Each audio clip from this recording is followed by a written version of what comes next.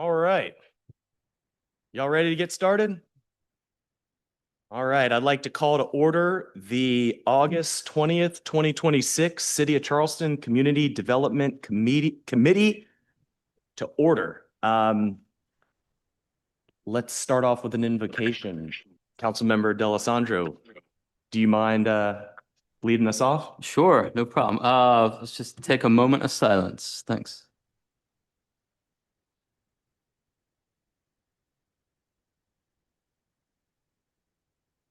All right. Great, thank you so much.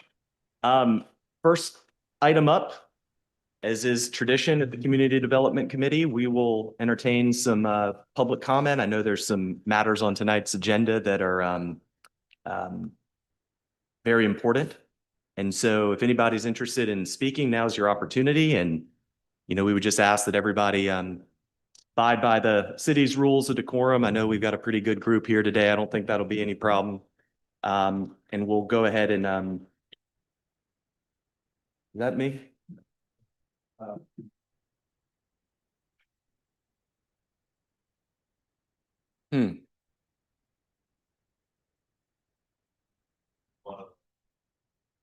was one of the people that they're all muted. Yeah. Got it. This is like when you call in, Gamecock radio in the parking lot after a beatdown at Williams Price. It's like, caller, turn down the radio. We'll get it figured out. So why don't we do 2 minutes? Do we have an understanding of who signed up for public comment? There were 12 public comments. Oh, boy. Yeah, let's give it 2 minutes because we want to make sure everyone has an opportunity to speak. And of course, once we get to the agenda items on Dash Hall and of course 806 Magnolia, there'll be an opportunity for the actual presentations themselves. So the people that are here today to present on those matters don't need to speak during public comment. We can handle that during the actual agenda item itself. So don't feel like you're held to the public comment piece. This is just for folks that may just be interested in the items on the agenda and want to be heard. So we'll go with the first person on the list. It was a Brian Turner.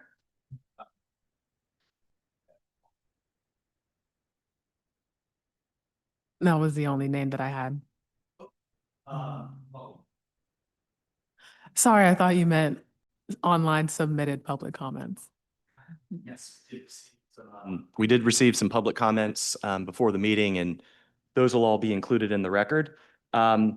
So I guess we can move on now to approval of the July 9th, 2026 meeting minutes. But maybe before we go to that, is there anybody that didn't sign up that is not part of the main presentation on any item that wants to be heard for a couple minutes? Sure, come on up. Happy to hear from you, sir. Yeah, come on up. Absolutely. My father bought the property in 1950. Can you state your name and address for the record, sir? Excuse me. Do you mind stating your name and address for the record? My name's Robert Anderson. I'm from Charleston, live in West Ashley. Been here all my life. My father bought this piece of property in 1950. He tore down the main building and he kept the back portion we're discussing now. He cleaned it up a little bit, leveled the property, and put a little window in the back right-hand side. And the elderly, not an elderly man at the time, a man who used to work at the club, who was a maintenance guy, he stayed there and he lived there. My daddy built a 10-apartment unit and he kind of oversaw who lived there and took care of it. So the building that's there is part of was the rear part of Dayton's Hall. Okay. Okay, thank you, sir. Anybody else from the public that's here that is not presenting on any of the matters? Julie, happy to hear from you. I am here to speak on 148 Smith. So can I do that now? Okay, all right. My name is Julie O'Connor and I'm here. I'm the president and founder of a local nonprofit, Save Our Structures Charleston. You may have read about our work very recently in the Post and Courier on social media. I founded the organization 8 years ago when I was concerned about a particular building on Cannon Street that had fallen into extreme disrepair. We embarked on a survey that ended up documenting and mapping 180 endangered buildings in the oldest historic district in the country. We color-coded from yellow to red depending on our assessment of the risk. I want to highlight success stories and our belief that 148 Smith Street could be one of them. Since 2018, we have updated the survey 3 times, and this year, our update shows 70 buildings that have transformed their color marking on our map to a very exciting green, which means they have been saved, they have been preserved, they remain as historic examples of what makes our city so great. I invite you to visit our website at soschs.com to view the map, which is interactive and includes research and photos.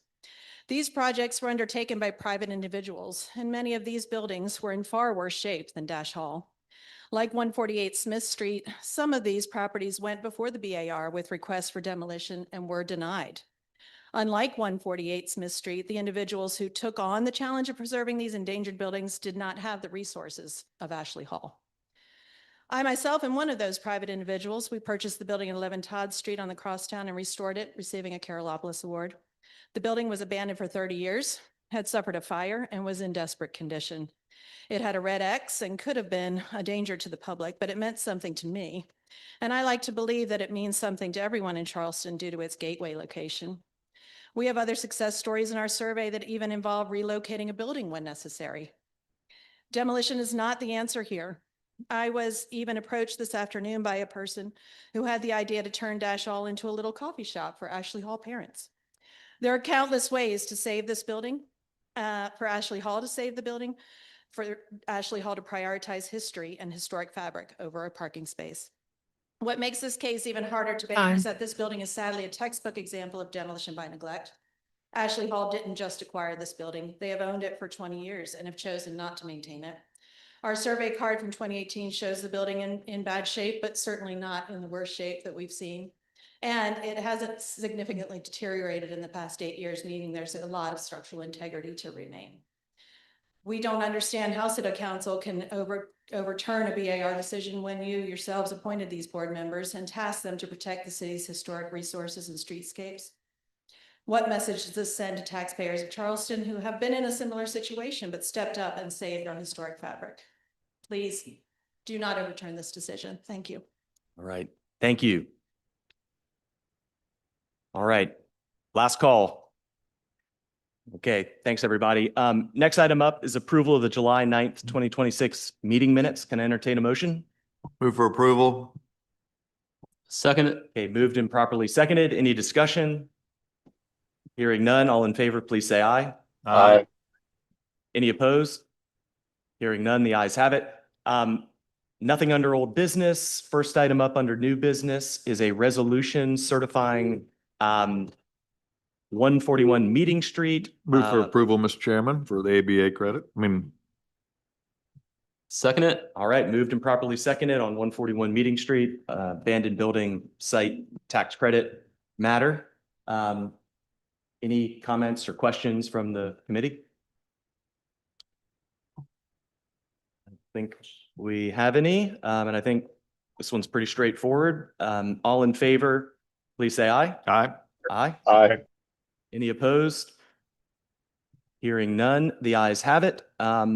Next item up is 148 Smith Street.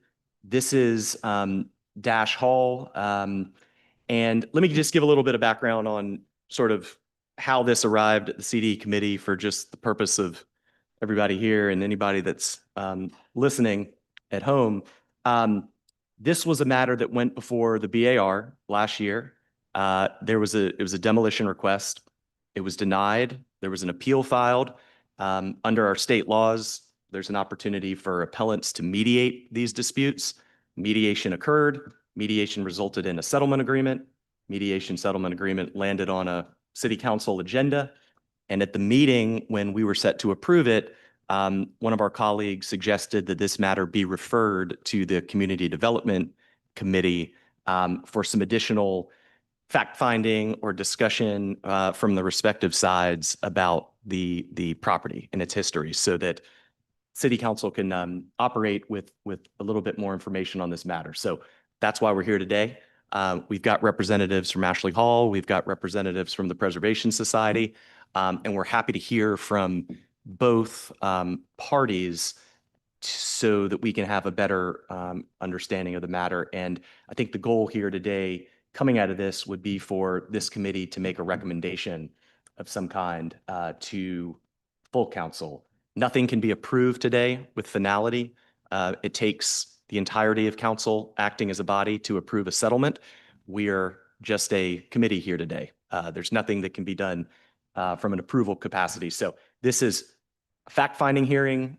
This is for us to get some additional information, for some questions to be asked, perhaps from the committee, all with the goal of making a recommendation to the full body. So without further ado, perhaps it would be most appropriate for the appellants to go first, and then we'd be happy to hear from the Preservation Society after that. So, Mr. Chairman, may I ask a procedural question before we start, please? sure. When you say for the purposes of making a recommendation and you contextualize this as an appeal, that means immediately at this meeting, it is your intent for us to determine the recommendation at that time, or will we make a recommendation at a subsequent meeting based upon the information that we receive and process today?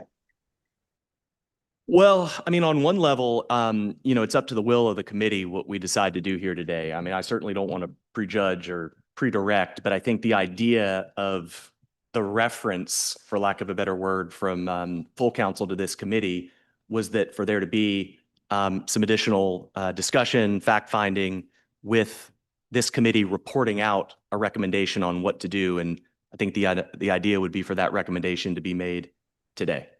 Well, thank you, Mr. Chairman. I appreciate the flexibility based on what we hear. I just wanted to make sure it wasn't a predetermination. So I appreciate the flexibility to the will of the committee, and we'll listen with curiosity. Thank you. Oh, no, we got open ears and we're here to listen to both sides, and we'll let it go where it leads. So Seekings has his hand up. okay. Councilmember Seekings. Thank you, Mr. Chairman. Just as a matter of procedure and for context, before we get presentations, can we hear from our legal team as to what the settlement is that is going to come before council to be approved or not approved? Please. Yeah, sounds like a great idea. Thank you.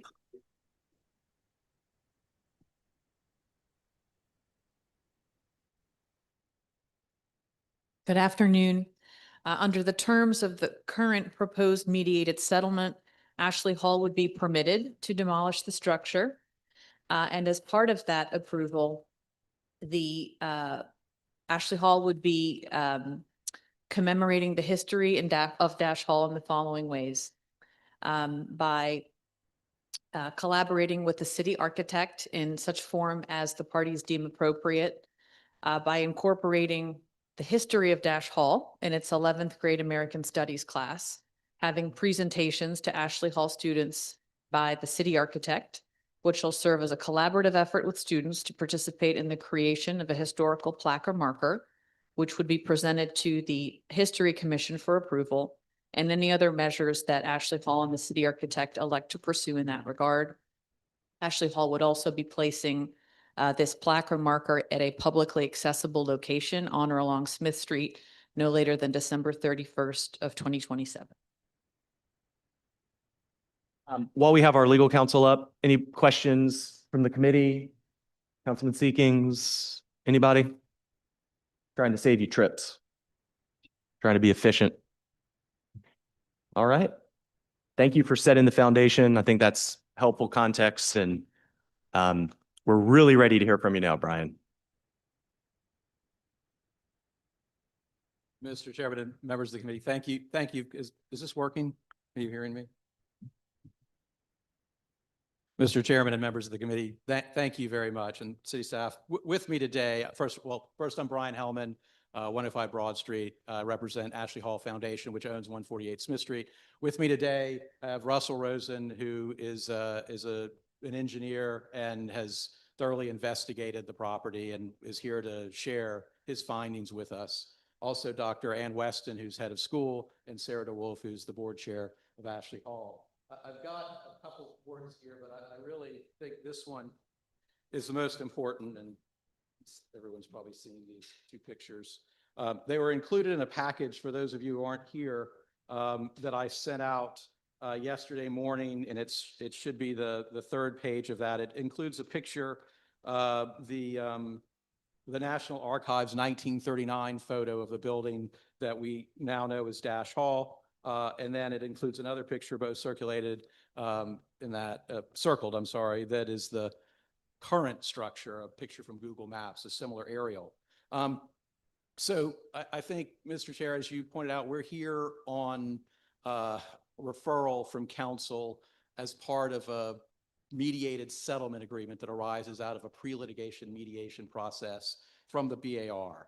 And we end up here, I think, for a good reason, to tell the story of how Ashley Hall got here and what this property is. Mr. Rosen's going to explain what his inspections led to, but basically we have Dash Hall in 1939. It clearly was an important part of Charleston's history, specifically Charleston's Black or African American history. We're not here to debate that. That is a given. That is a given. But we would not be here if after the past year of investigation and after we've heard from Mr. Rosen and his findings, that it's very difficult to believe that this structure that remains was part of the original building that we know as Dash Hall. In other words, what's there today is not Dash Hall.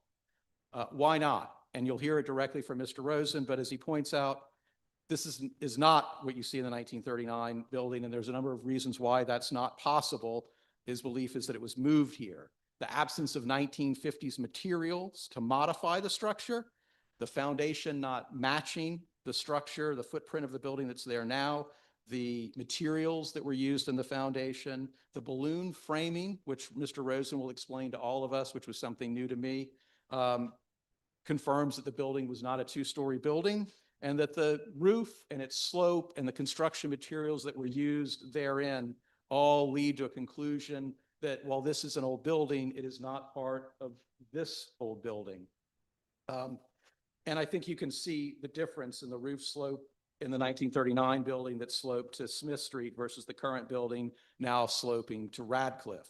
But there's more to it than just the building that's there today, and was it the 1939 structure that you see? There's also the condition that it's in, a second prong. Whether it was Dash Hall or not, and it's apparently, you'll hear from Mr. Rosen, is not the condition of what it's in and how it got here. We've heard people use terms like demolition by neglect. Mr. Anderson's family bought this from the Dash family in 1950 and proceeded to demolish and construct something new. They sold the property in 1991 to the Tiedemans. And as perhaps luck would have it, in 1991, prior to the Tiedemans' purchase, they hired a structural engineer to inspect the property, Mr. Rosen. And Mr. Rosen inspected that property in 1991 and found a number of things to do with that property. It was in poor condition. It would require substantial investment to be able to be utilized as a home. It was riddled with termites, leaks, decay, and full of vines. The building that's there today has been in a state of decay for nearly 4 decades. And Ashley Hall purchased it in 2005. And what you may have seen in the package that Mr. Turner circulated was that Ashley Hall was actually trying to make improvements to that building in 2005 when they bought it. But when you've acquired something that had been disregarded for so long, there's only so much you can do. And what's happened subsequent to that is the foundation has failed, the roof has collapsed, and we have a building that is a real liability to the students that work around it and park their cars around it. So given those circumstances and given what we've learned over the past year, we recently brought Mr. Rosen back in to take a look at the property. And I'd like to introduce Mr. Rosen to talk about what he saw on his inspections, not just 2 days ago, but his inspections 2 months ago, and perhaps even what he recalls from his 1991 visit to the property. Mr. Chairman, Mr. Mayor, members of the committee, thank you very much for the opportunity to speak to you about 148 Smith Street.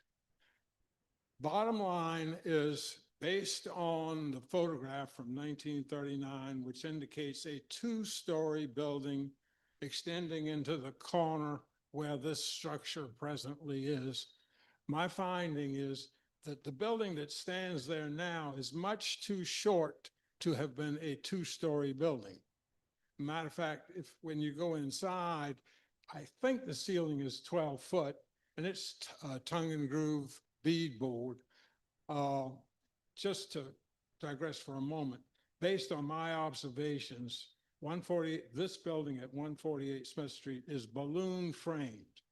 My opinion, based on my 45 years or so going through buildings in Charleston, is that that structure was originally constructed in the 19th century, maybe as late as 1910.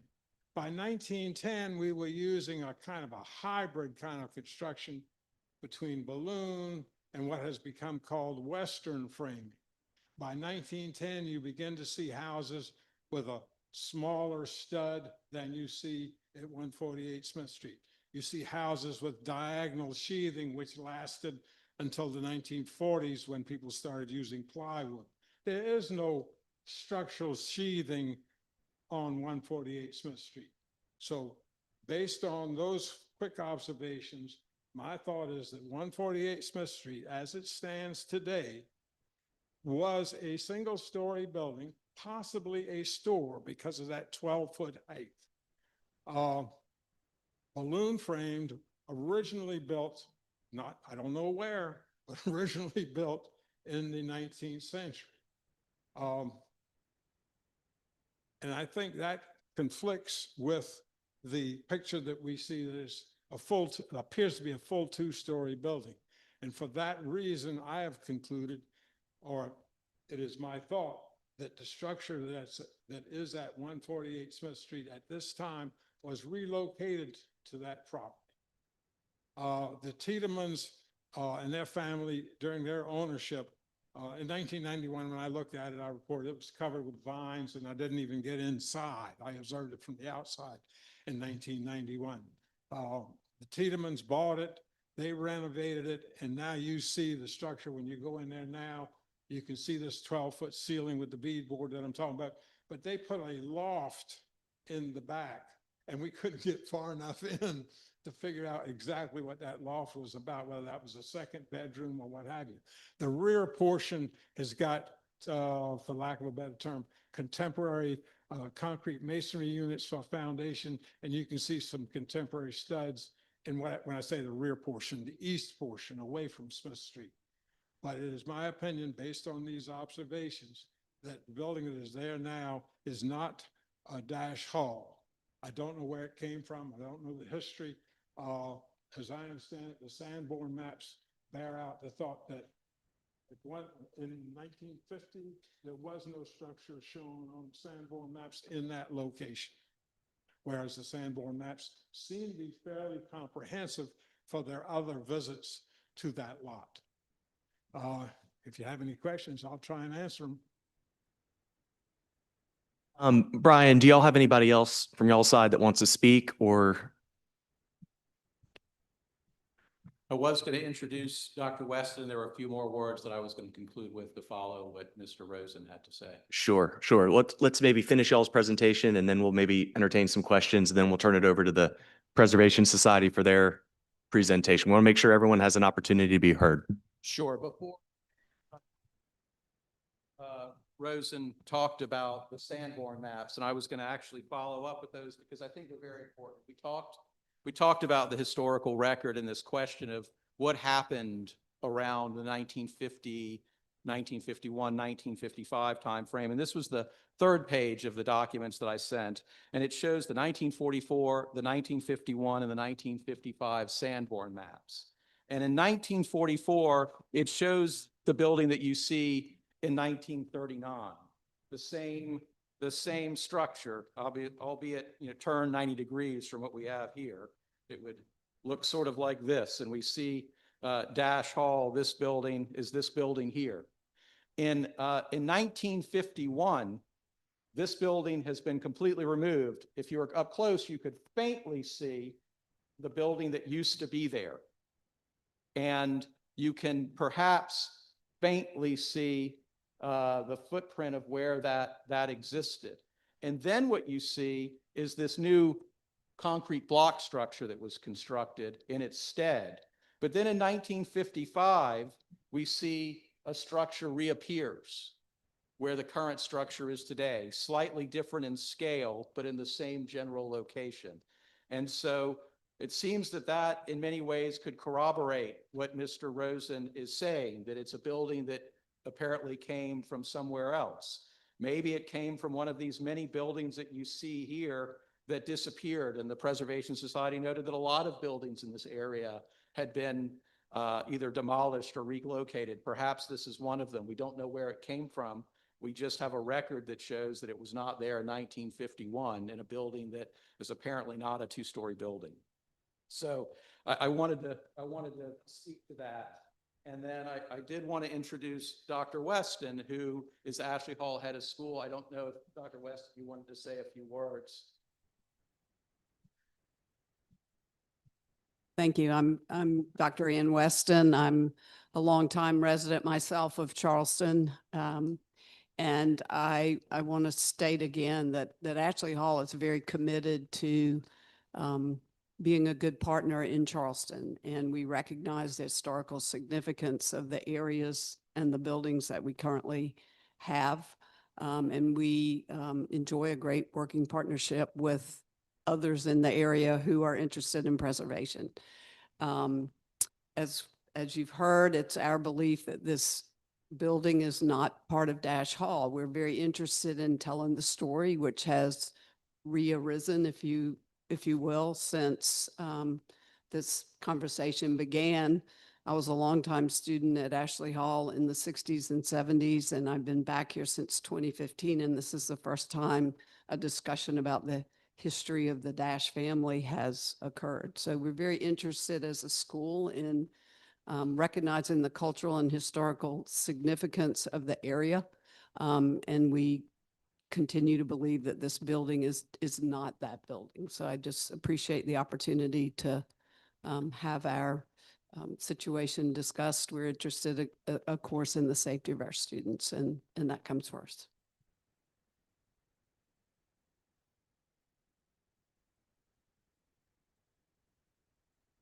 Thank you. With that, I think we've discussed with Ms. Creech's overview of the settlement agreement, and the purpose behind that was to really bring this history, which, quite frankly, had this not been raised, this whole situation not been brought to the attention of council, perhaps the story of Dash Hall would have never been told.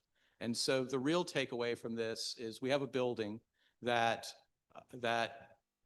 based on the information that we gleaned from Mr. Rosen, it was not a two-story building. It does not meet what would have been there in 1939 or 1950 when it was demolished.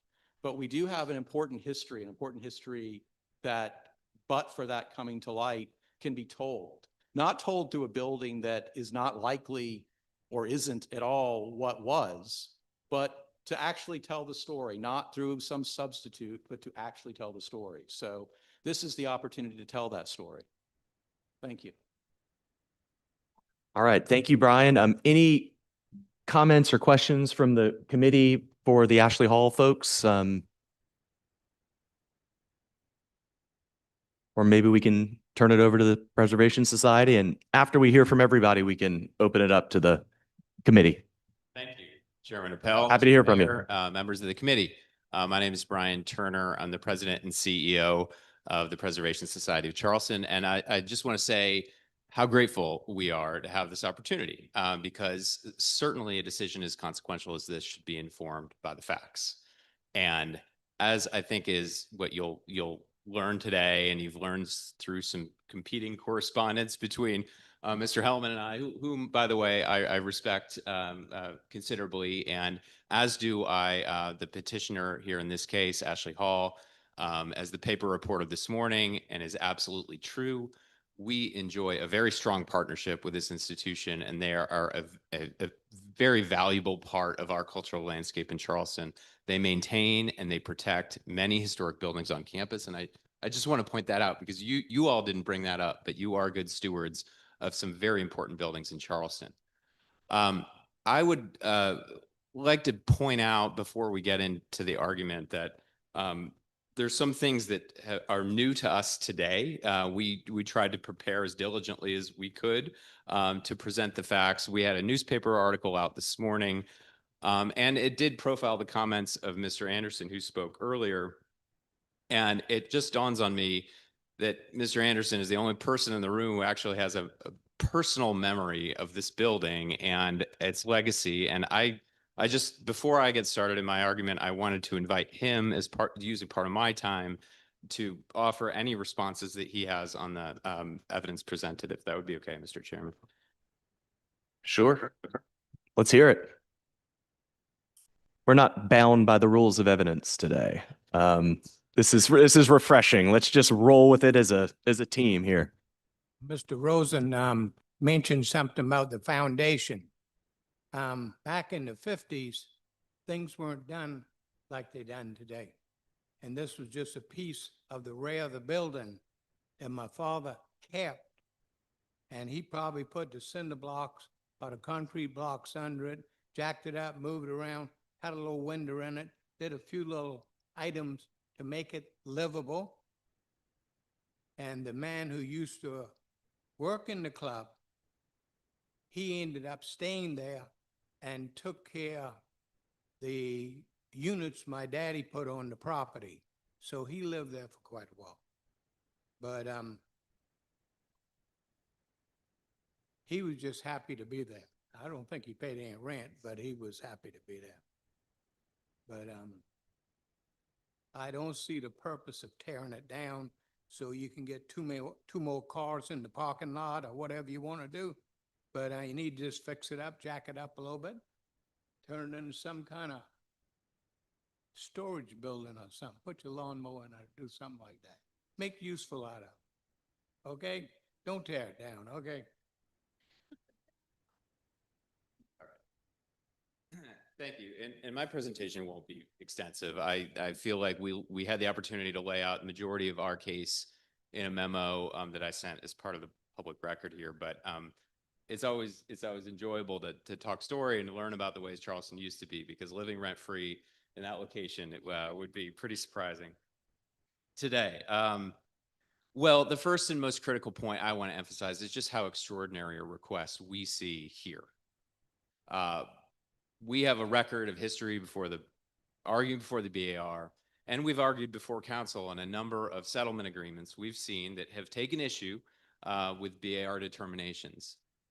Those settlement agreements have related to questions of design, added stories, architectural merit. We've fought over those. There are subjective considerations that the board employs as to the impact an adjacent building will have in our historic district, and we can disagree on those. The reason this case is different is because this council, as far as we know, has not reviewed a request for the demolition, the full destruction and complete removal from our landscape of a building, which is really the core reason our Board of Architectural Review was founded in 1931. So we take this case very seriously.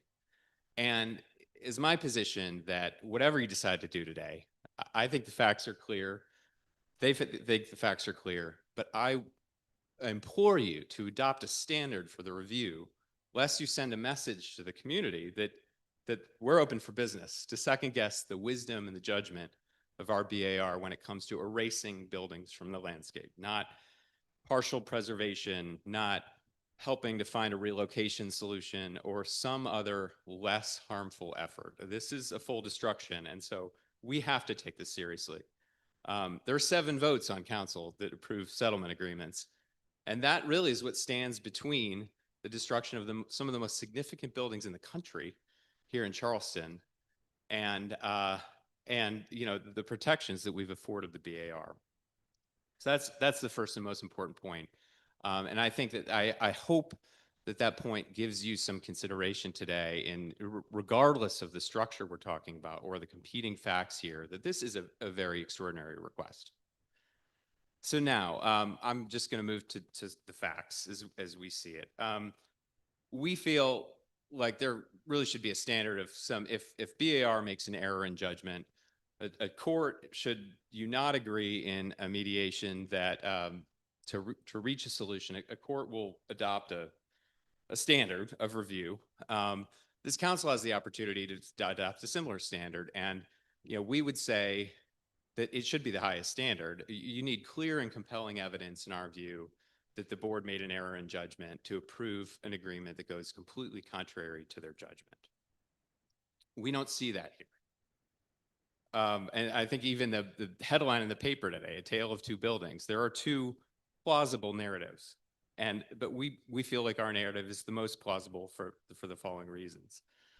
I've expressed to Mr. Hellman, independent of this conversation, that I'd like to be proven wrong, but there are facts that continue to trouble me, and Mr. Anderson's testimony just really animates them more.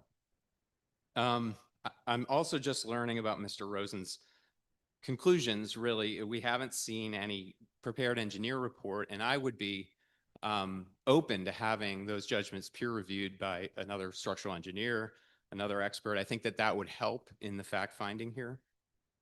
And really the proper venue to do that is the Board of Architectural Review. Those are the experts that you all appoint who know about buildings. They know about historic buildings. They know about older buildings. And with all due respect to the members on this committee, this is not your expertise. So my understanding of the applicant's position is that Dash Hall was demolished and an older building then moved to the site after 1950. There's no record of where this building came from. There's no record of how it was modified to fit a uniquely trapezoidal footprint. And on the east side of the building, you'll notice, and is in the images in our map, that it is not just a square structure as indicated on the Sanborn maps, but more accurately, sort of an irregular structure that uniquely fits this site. I noted in the paper today, Mr. Rosen's comments about the difficulty of moving Dash Hall to another location. I assume the same conditions would exist in 1950 or the early 50s when you were demolishing an entire building and then subsequently removing, whether it was a store or otherwise, another building to the site.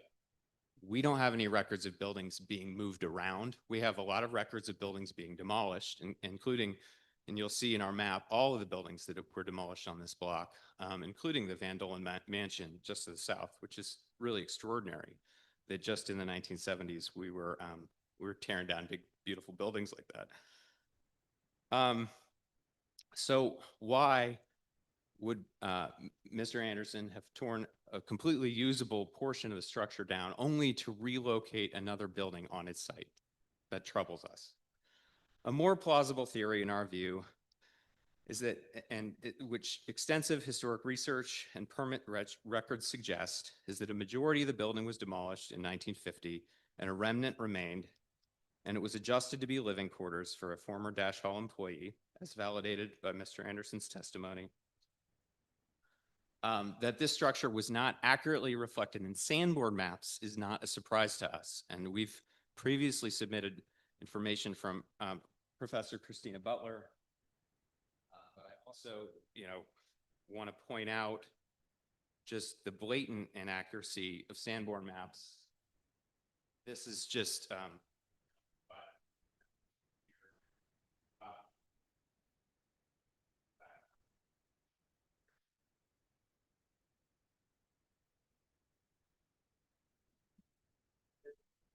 two pieces of evidence really to suggest to you, please don't rely on Sanborn maps in making this judgment, because we have a historic aerial and we have two Sanborn maps which clearly don't show the building which is shown in a photograph. And that photograph, I think, is a better record of what was actually the footprint of the property at the time.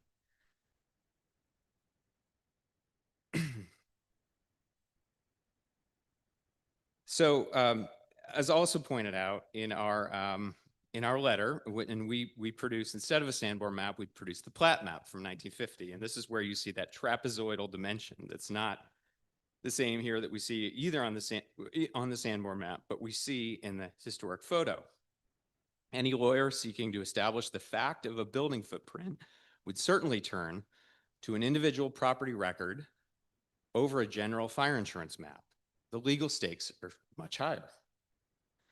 If you compare the 1950 footprint of Dash Hall against the Sanborn map, Mr. Hellman's memo, you'll note the differences. The Sanborns, again, depict that neat rectangle, and the deed survey shows a slight irregularity, most notably the trapezoidal bump on the east side of the building. Compare this map now with the modern Google Earth view of the current building. It matches the shape of the south end of Dash Hall exactly according to the 1950 deed. In other words, the relocated building would have needed to fit the dimension exactly of that remnant. We're not arguing that Dash Hall has not been modified, that it's not in poor condition. We celebrate Carolopoulos award-winning projects every year, buildings that have been, and you've heard from Julie just about how buildings can be restored from the brink of absolute disaster. Reasonable minds might disagree given the extent of modifications on the visitor's opportunity to really see Dash Hall in this building. But that's what our field of preservation is all about. Having these materials gives us the best opportunity to see this space, to feel this history. And these factors played a significant role in the BAR's determination that this building is worth preserving as a tangible link to our city's African-American heritage and its jazz legacy. It cannot be so conveyed in a commemorative plaque or a history class. If you decide to sit as fact finders in the BAR appeal, now before this committee, please consider our view that the applicant's position is unsupported by clear and convincing evidence. The stakes are high, with a requested permanent removal of a building on our landscape and a second guessing of the city's expert board. We do not believe this committee should recommend the settlement agreement as proposed. Thank you for the opportunity, Mr. Chairman. I'm happy to answer any questions. Thank you, Brian. I think that concludes the presentations from both sides. Nobody else is here to talk? Okay, great. I'll open up the floor for discussion. Certainly want to defer to my colleagues on the committee before I say anything. Mr. Mayor?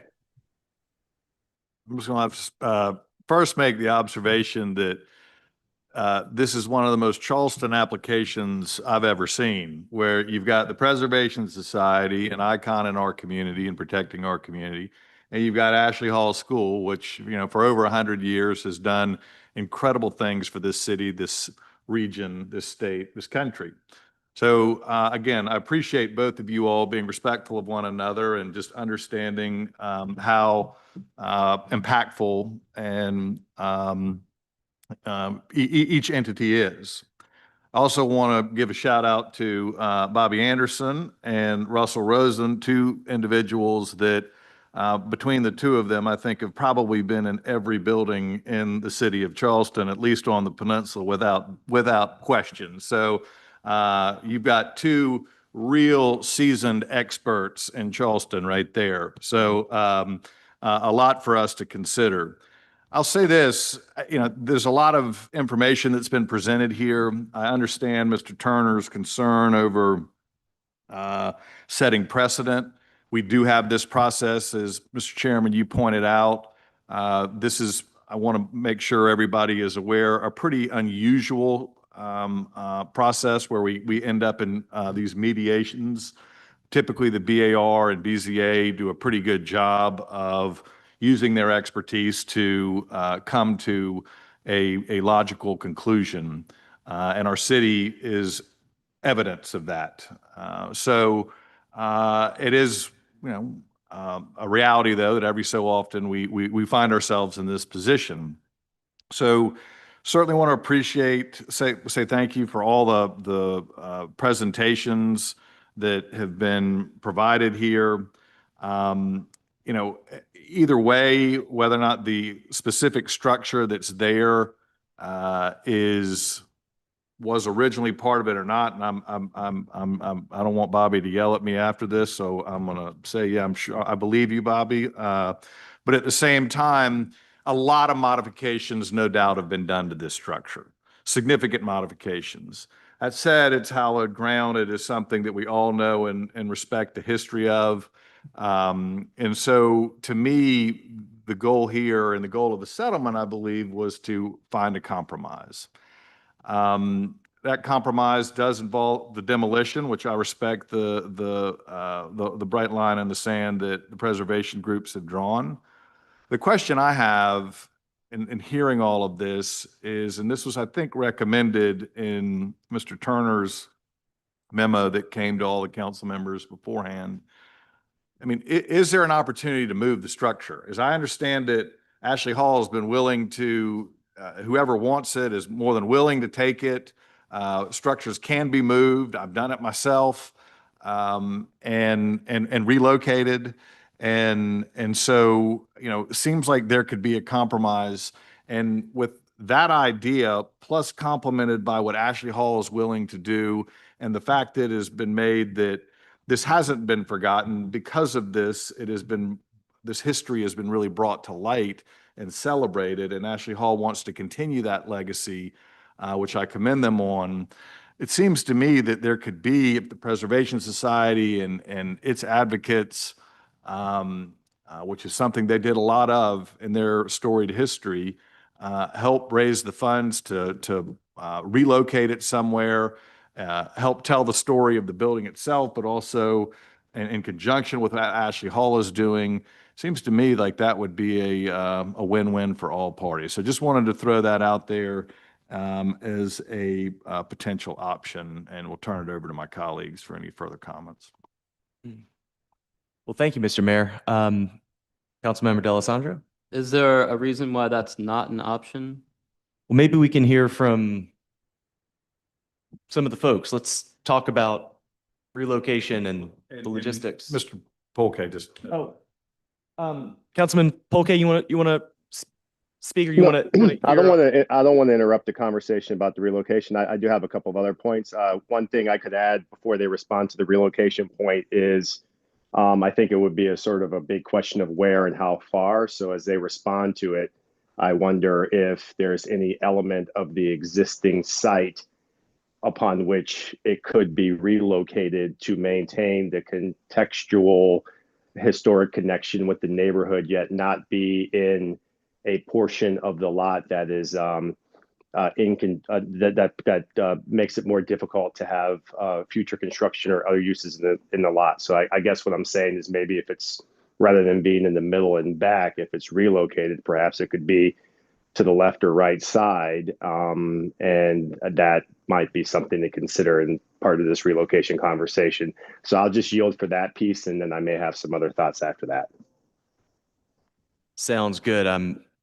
So maybe we can hear from both sides on the issue of relocation, both the availability to do it, but also some of the logistics and some of what goes into that. And let's maybe flesh that out a little bit more. Thank you. And thank you for your comments and questions in that regard. On approximately March 8th of this year, Kurt Palmer, who's on the board of Ashley Hall, met with Brian Turner and had that very same conversation, and actually followed up with an email to Brian and said, Brian, we're willing to make this property available, find an interested party, whether it's to move the building, whether it's to, dismantle it and use parts and pieces of it, whatever may be the case. I think Ashley Hall stands behind that. And the issue is we have a safety concern with this building, right? It has, since the termites from 1991 to today, it is in bad shape, and it could be relocated. I assume Mr. Rosen said that with time and money, anything's possible. The question here is as I think what Councilmember Polke brought up, really where, but I think there's another question that could go with that, and that's who. I think if anyone in this room is capable of finding the people to do that, it would be the Preservation Society and Brian Turner. And we certainly, from the Ashley Hall perspective, would be more than willing to make the building available, but to not keep it on Ashley Hall's school site, because otherwise, what happens to it? Is it back in Ashley Hall's hands? We've got a school security situation that we would want to also deal with, and if it becomes some type of museum piece or historic piece, which it should be, how does the school deal with that other than to block it off? And are they then responsible for it again? I think it creates a lot of questions, but perhaps if there is a location, to Councilmember Polke's point, that it could move to, and that the Preservation Society could find and fund that relocation. We've had this discussion many times on the Ashley Hall side, that it would be wonderful to save it. Now, of course, we don't believe that it's Dash Hall, so are we saving something that may not be what it is? But if a group of folks want to take it and relocate and then call it that's not for anyone, I think, on this side of the room to decide. So I hope that's answered the question, and I would defer to my friend here, Mr. Turner. Just a little bit of background. This was deferred from a February agenda of council. We saw the original settlement agreement. I contacted Ashley Hall. I encouraged them, let's look for a solution. The reason we submitted an advocacy alert is when we saw it back on a council agenda with the same settlement agreement that would allow the demolition of the property. I understand there might be a good faith effort to move things, but so long as there's the possibility of giving a legal right to wreck a building, we have to have concerns. So if the applicant would be willing to set aside the approval of a settlement agreement to have those negotiations, that's a different thing. I would note that in an ordinary course of business, a relocation plan would be submitted to the Board of Architectural Review to make sure the experts in the room understand kind of the consequences for the building and how it would be best situated. And I would prefer not to bypass that process. But end of the day, we want Dash Hall, and we believe it is Dash Hall, to be owned and controlled by an entity that seeks to tell that story in the physical building, and it is a good steward of that building. And so I have talked to people. Thank you for your comments, Mr. Mayor. I have talked to people about their interest. I think the logistics would have to be worked out, but it really has to be without, an approval or a deadline that indicates that at the end of the day, the building could be wrecked. So I'd prefer to work under those conditions. If that makes sense. Yeah. Thank you. I would say that this has really been an ongoing conversation since March 8th, and it would certainly be something that we could take the settlement agreement and put a time window on it to say that nothing's going to happen, say, for 30 days from today for the Preservation Society or an interested, certainly with the article in the paper, for an interested group to come forward. The beauty, I think, of these settlement agreements is we don't need to ask the BAR's permission to relocate the building. The settlement agreement can bake that in, I believe. And Chairman Appel, you probably know more about that than anyone that I know. But I think we could bake that in, and then it's really a question of who's going to do it, where, and let's make sure that there is a win, because we do have a situation with a building that is in a state of collapse, and that's a safety issue in a grade school. So, thank you.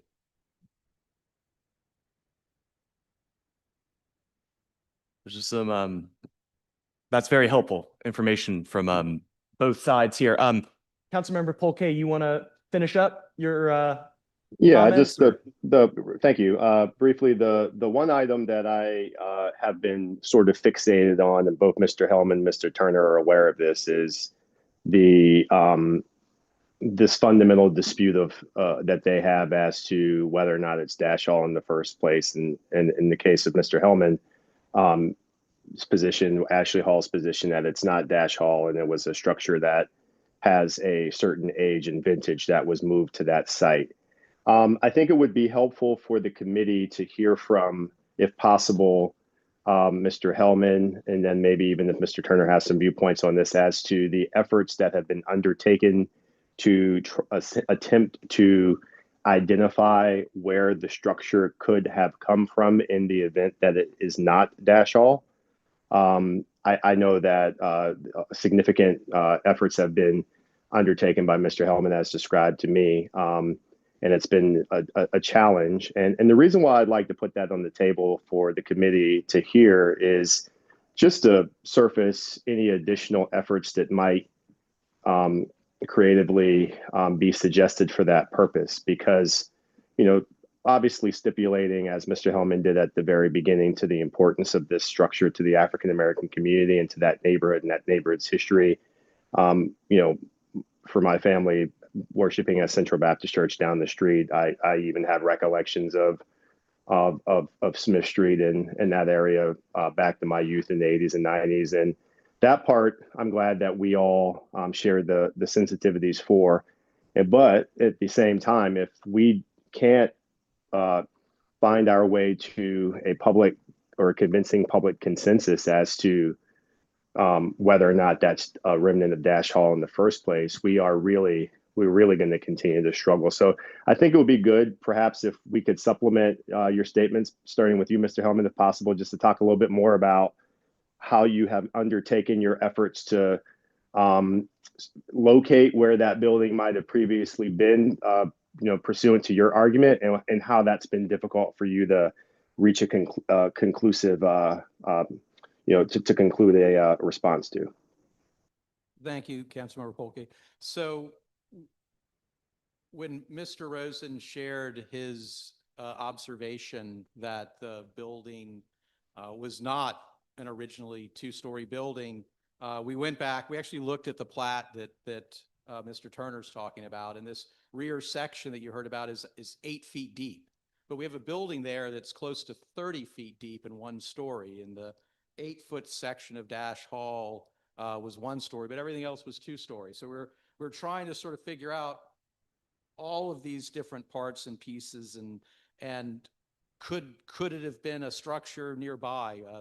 Brian Turner and his group showed you a whole number of buildings in the area that either don't exist or were demolished or perhaps were moved. The area, as we know, is subject to terrible flooding. I actually went to school across the Radcliffe Street in the 70s and 80s. And there was always terrible flooding. So it doesn't surprise me. We watched buildings fall down on the playground in grade school in the 70s and the early 80s. So with that backdrop and trying to figure out where buildings could have come from and where they were moved, there's a great resource, which is old Post or News and Courier and Evening Post public notices that the city published for everything. If people were painting their house, there was a public notice that somebody's painting their house. So we searched all of those records for Radcliffe, for Smith, for everything in the area. We looked at Sanborn maps to find out where were there buildings that could have possibly fit these dimensions and where could they come from. And there were 3 that fit the 1950 to 1955 range. We don't know enough about those buildings to say that they're the building that stands there today. There's really no way for us to tell, other than there was a public notice that a building at 87 Smith Street that actually is similar to the dimensions of the building at 148 Smith Street was relocated in the early 1950s. There was another building that was owned by a competing lumber mill that was said it was relocated. They just don't say where the relocation goes to. They just say this building's being relocated. And there's no other, you don't get to find out the receiving end in these public notices. And then, interestingly enough, there was a property that the Andersons owned on Logan Street that had piazzas and a large addition to the back of it, approximately the same size. And in 1953, that was purchased by the Andersons. It showed up in a 1951 Sanborn. It disappeared in 1955. The last piece, interestingly, and it shows up in nothing except in this photograph. It's somewhat interesting. In 39, you see there's this large building here, townhouses. They show up in the Sanborn map. This is a 2-story structure in the back. This is a 1-story structure. This is a corner store. You see today, there's a building that almost looks more like Dash Hall, but we don't believe that it is. But it's a 2-story structure. There's no building permit for this site. There's nothing we can find between 1951 and 1955. But in the Sanborn maps in 1951, it matches this: 2 stories in the front, 1 story in the back. But in 1955, it matches the building down here, 2 stories. There's no record in any of those public notices that go as far as people painting their house that we can find anything about these. But I mean, that is the extent that we've gone to try to see if we could locate where this building has come from. I mean, we have not dealt with this lightly. We have not dealt with it gingerly, but the records just aren't there to a certain degree. And maybe it was just, maybe this was the piece. It just, there's nothing that we can find to tell us that. Thank you.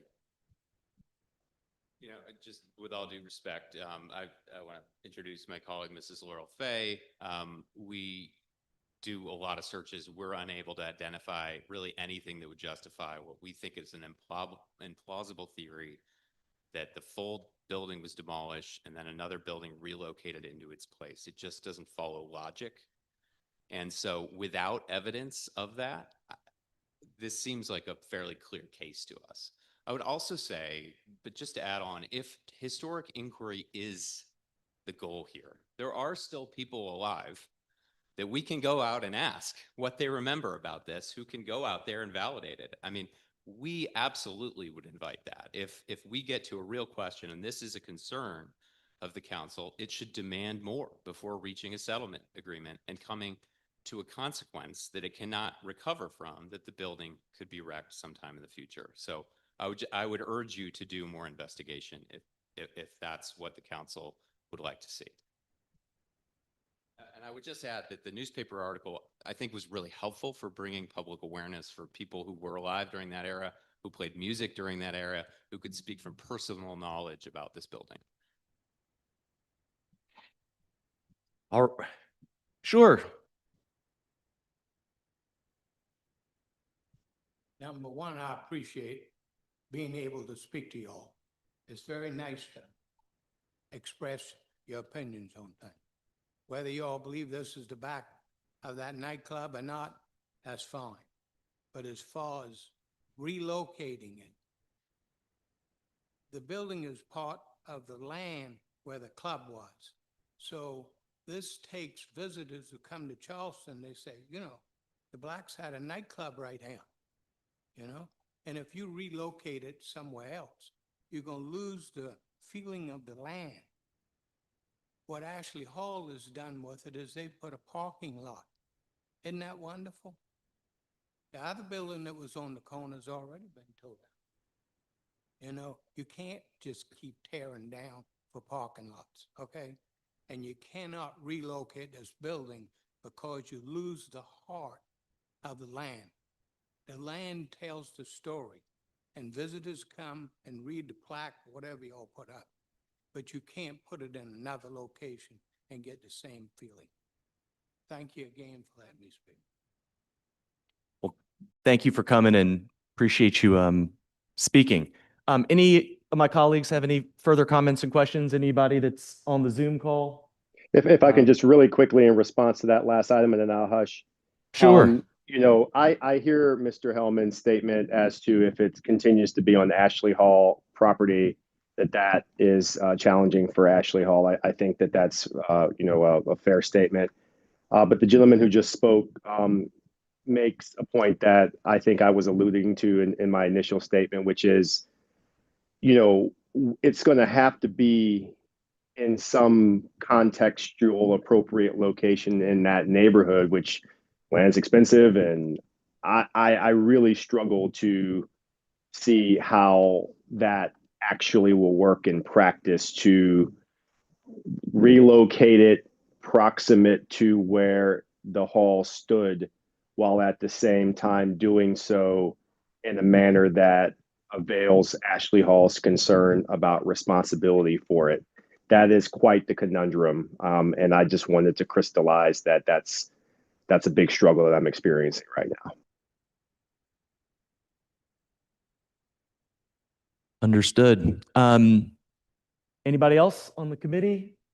Councilman McBride, Councilman Seekings, you were the one that referred it. You got to ask something. Well, I wanted to make sure we knew what posture you're in. I've been very interested to hear all of this today. It's been very helpful. Absolutely. I would just add, it just seems like if we cannot decisively determine whether that building is what it's claimed to be, and then, but in case it might be, we would spend all that money would be spent to move it. Seems not prudent either. So I would think that we'd be able to find, somebody would be able to find out for sure the history of that building. And that's Got it. Thank you, Councilman McBride. I've got a question, and this question sort of speaks to, I think, maybe like some of the philosophical underpinnings of historic preservation and things of that nature. And I'm just interested in this. I mean, is there all right, so let's say hypothetically that what happened is what the gentleman over here indicated, which was there was the original dash hall, the majority of the building was demolished, a remnant portion was flipped and relocated and turned into a home for the first person that worked at the club. What is there a point in which the destruction and alteration gets to a point where it's no longer dash hall? I mean, there's the old Greek philosopher, tale of the ship of Theseus, right? I think I'm not blowing that. That'd be embarrassing. But the thing is, like the thought experiment is that if you take a ship and you take one board out of the ship and you replace it with another board, I think most people would agree it's the same ship. But you run that thought process all the way through. You replace every single board, every single nail, every single mast. Is it the same ship at that point? I mean, so I guess what I'm kind of getting at is just under the philosophy or the thought process of historic preservation, which I will graciously admit I'm perhaps a novice at. Speak to me about like that. And is there a point in which it goes too far to the point where even under the Preservation Society's theory of this case, has the alterations to date gone so far that even if what's currently situated in the parking lot is rehabilitated, are we rehabilitating Dash Hall? Are we rehabilitating the caretaker's house? Russ, I'll give you a short answer because I could give you a really long answer. But the decision of this city council to empower its board of architectural review to make those consequential determinations about what's valuable is broad power. And when it makes that judgment, it's expressing the will of city policy in doing that and saying that, yes, this might have been altered, but it has a relative rarity that no other property in the city can convey. So it's valuable to us, even if it has material alteration or integrity. This case is actually pretty interesting because it tells the story of kind of how a building was vernacularly adapted to take something that was a culturally important use and adaptively reuse it in the 1950s for another purpose. So the beauty is in the eye of the beholder in many ways, but the beholder is our board of architectural review. Respectfully, it shouldn't be city council. You all shouldn't have to make those conclusions. That's what I would say. And the longer answer deals with the National Park Service and how they apply standards of integrity. And that typically is relevant in the context of applying for historic tax credits and National Register eligibility, but you're not dealing with that at the BAR level. Brian, you got anything to say about the ship of Theseus?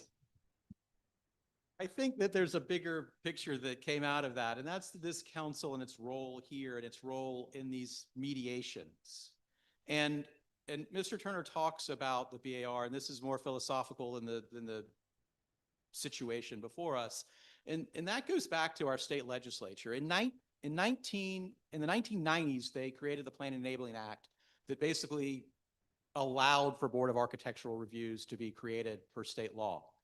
In 2003, that law was amended, and the law was amended, the Planning and Enabling Act, to create this process for pre-litigation mediation. And it was created because it basically enabled councils to effectively address the issues that its boards, and it's a lot of boards. It's the Planning Commission. Here in Charleston, we've got the BARS, BARL, we've got BZA-Z, BZA Site Design, and DRB. All of those, and you really don't deal with so many of these pre-litigation mediations.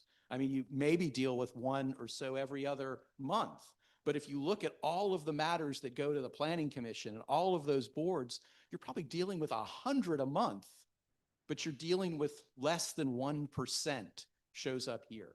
And they show up here because of a state law that says you, council, who created the BAR, who appointed the people to the BAR, you are the best people to figure these small percentages of issues out and to get us over a hurdle where Ashley Hall went to the BAR and actually had to deal with some council members, and some of you may have gone back and listened to that meeting, where they didn't have a board where in legal terms we would have had Themis or Justitia or Lady Justice with blindfold listening to their story, but instead they were chastised for allowing a building that they assumed to be in perfect condition, not the 1991 condition that we understand, but chastised them for that in a way that was really improper. And I think it's important that we understand in these situations that you are the final say, and you are capable and competent, and you appoint those members of the board. And there's a reason that the General Assembly decided in 2003 that this process needed to be put in place if we were going to have the boards that we have. Thank you. Just piggybacking on that, I have a lot of familiarity with this statute and this process. What Brian says is correct. This process does exist. There is a statutory pre-litigation mediation procedure in BAR, Planning Commission, BZA, things of that nature. One of the best features of this process in the legislature is that unlike when a matter goes before the BAR in the ordinary course, or the Planning Commission in the ordinary course, or the BZA in the ordinary course, these settlement agreements have the opportunity for us to get flexible outside of the parameters of what otherwise may govern and tie the hands of these boards. These are quasi-judicial boards, every board that we just rattled off. I got the opportunity to serve on the BZA-Z for about 4 years before doing this. And I had the privilege of serving with Lenny Krawcheck, who was the BZA chair for a long, long time. He was appointed to the BZA by Mayor Gilliard. So he predated, he outlasted Mayor Riley in that role. So when you talk about somebody with experience and had seen everything, and I remember I was very new to the board. We had, this is back when the city was approving huge hotels. And I remember a particular hotel coming through. I don't remember the exact one, but it was a large one. It was one of the ones with over 100 rooms. And there was a big presentation by the developer. I think, Brian, this was before you came to town, but your organization was surely there. Historic Charleston was there for sure. And there was, of course, neighborhoods and people that were concerned about this. And I remember Lenny saying something to the effect of him detesting this hotel with every fiber of his being from a personal perspective. But as a board member, he was there to apply the facts that were presented in the record to the ordinance that governs the accommodations special exception. And I've carried that with me ever since, because I think that's very powerful, and it's extremely important for our quasi-judicial boards to have that in mind. And it's illustrative in this instance because when the BAR heard this matter, their scope of review is limited to what's in the ordinance. That's all they're able to deal with. And they're limited to the facts that are presented to them. There's a lot more that we're hearing now that the BAR was able to entertain, because I think a lot of additional research has been performed. But in this posture that we're in now, right, where we're in mediation, there's the ability for us to get creative. We have the opportunity to take it out of the zero-sum analysis, where it's either the building is going to stay put or it's going to be destroyed. That's really the only outcome the BAR can reach, as far as I'm told. So here, the parameters of the settlement that legal has discussed does that to an effect. I mean, the BAR can't order Ashley Hall's curriculum to be constructed in a certain way, or they can't order plaques and things to happen along those lines. So one of the things I think we can do today as part of this discussion is maybe come up with some additional, parameters that we'd like to see added to this framework to maybe reach a better outcome for all. I mean, one of the things that I like, and I think Brian Hellman alluded to this a minute ago, is, approving the settlement as constituted, but providing some sort of temporal hold on it to give time for the preservation organizations, the community, people to come together to try to find another solution. And I think I'll throw that out as one potential option for us to consider. There could be some others that we do to sort of make this a better win-win outcome, because this is a hard case. I mean, I think that's the other thing. I mean, the statute envisions contexts where hard cases get appealed, hard cases get mediated. Trust me when I say not every request for mediation around the state is honored and results in a settlement. Trust me, that does not happen in other jurisdictions around the state, and it doesn't happen in every appeal with the city of Charleston. So when something arises to the point of there being a settlement, it's an indication that it's a hard case. It's a case that perhaps calls out for the kind of flexibility and creative resolution that the statute empowers.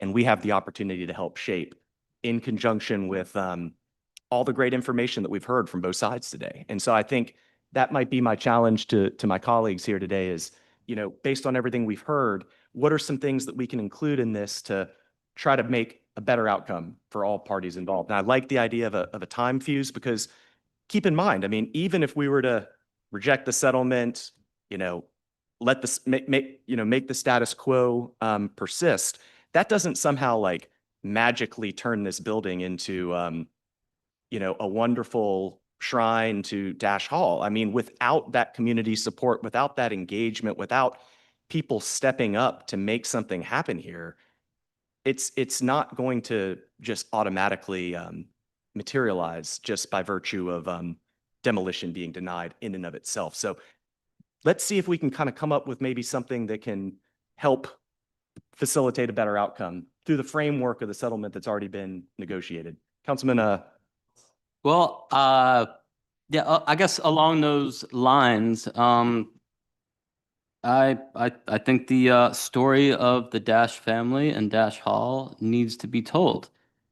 And I mean, if we have this group of folks over here who staunchly believe that that building is not what it is, if we don't figure out some kind of resolution with them, middle ground with them, who's to say they're going to do anything with that property once we deny the demolition? I mean, legally, they just have to keep it kind of safe and structurally sound. They can plant a bunch of trees and shrubs in front of it. It's in the back of a private parking lot. I don't know how that does the Dash family any good at all.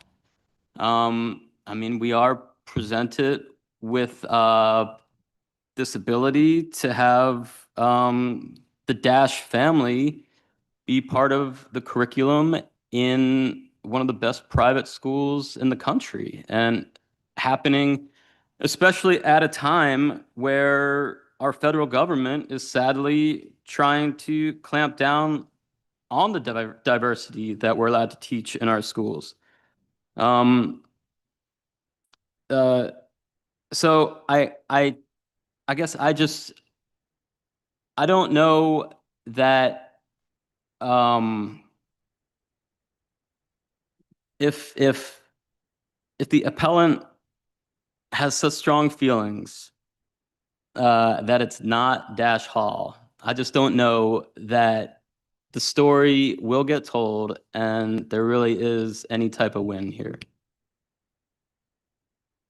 That's a good point. Mr. Mayor. Well, since we're spitballing here and you opened it up, and back to the ship analogy, right? Or story. The intent, it's a safety issue. The building that is there is not safe, and it's a liability for the faculty and students that attend Ashley Hall. It's kind of beyond repair is one argument, regardless of whether or not you believe it's Dash Hall or not, right? But then Mr. Anderson makes a great point. It's kind of the legacy of the land too. And so Ashley Hall has been very receptive and more than willing to commemorate Dash Hall in some fitting fashion.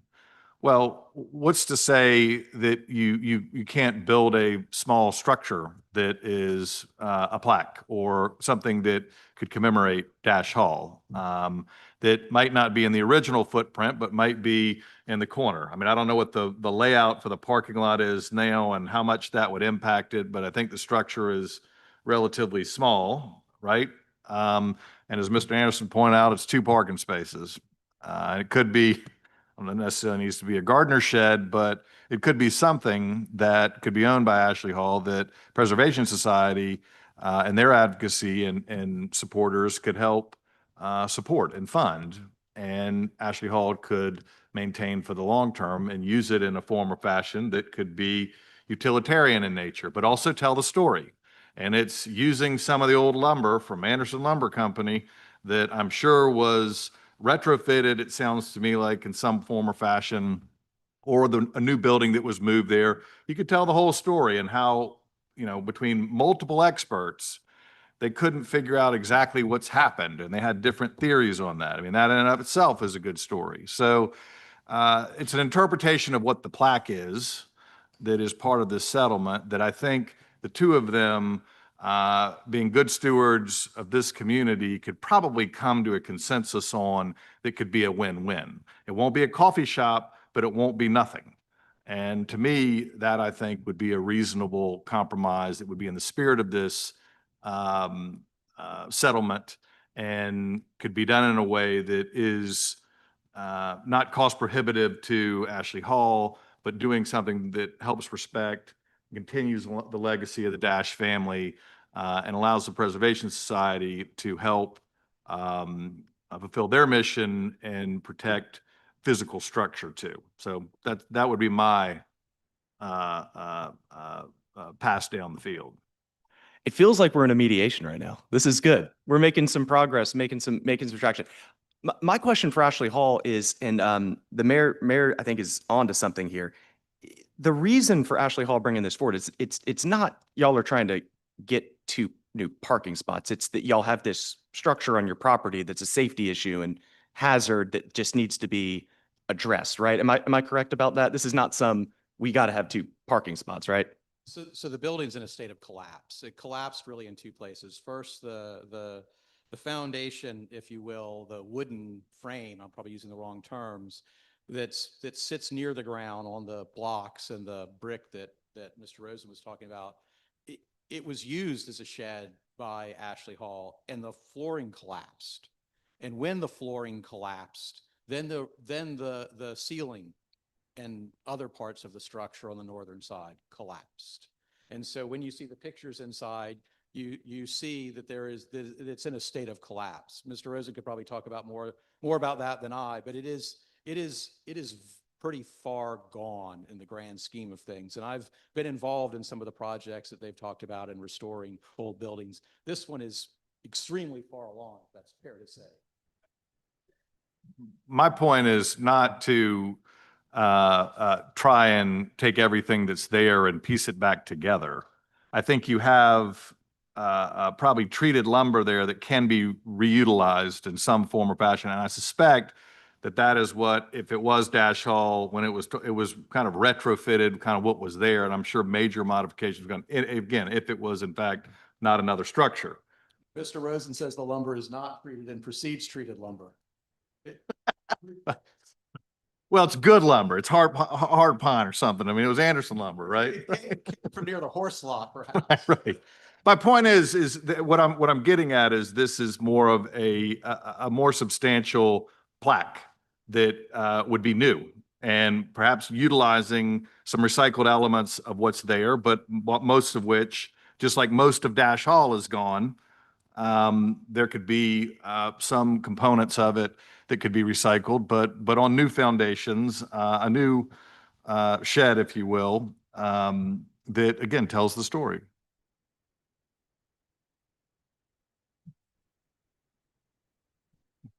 Getting the lumber lick.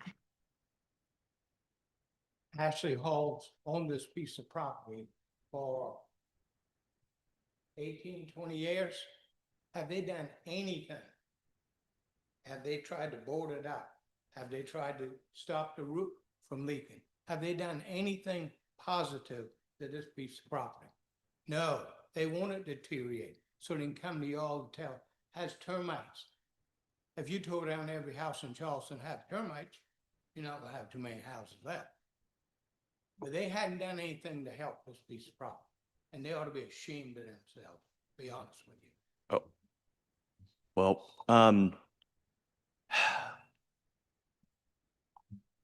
felt like we were making some progress there for a minute.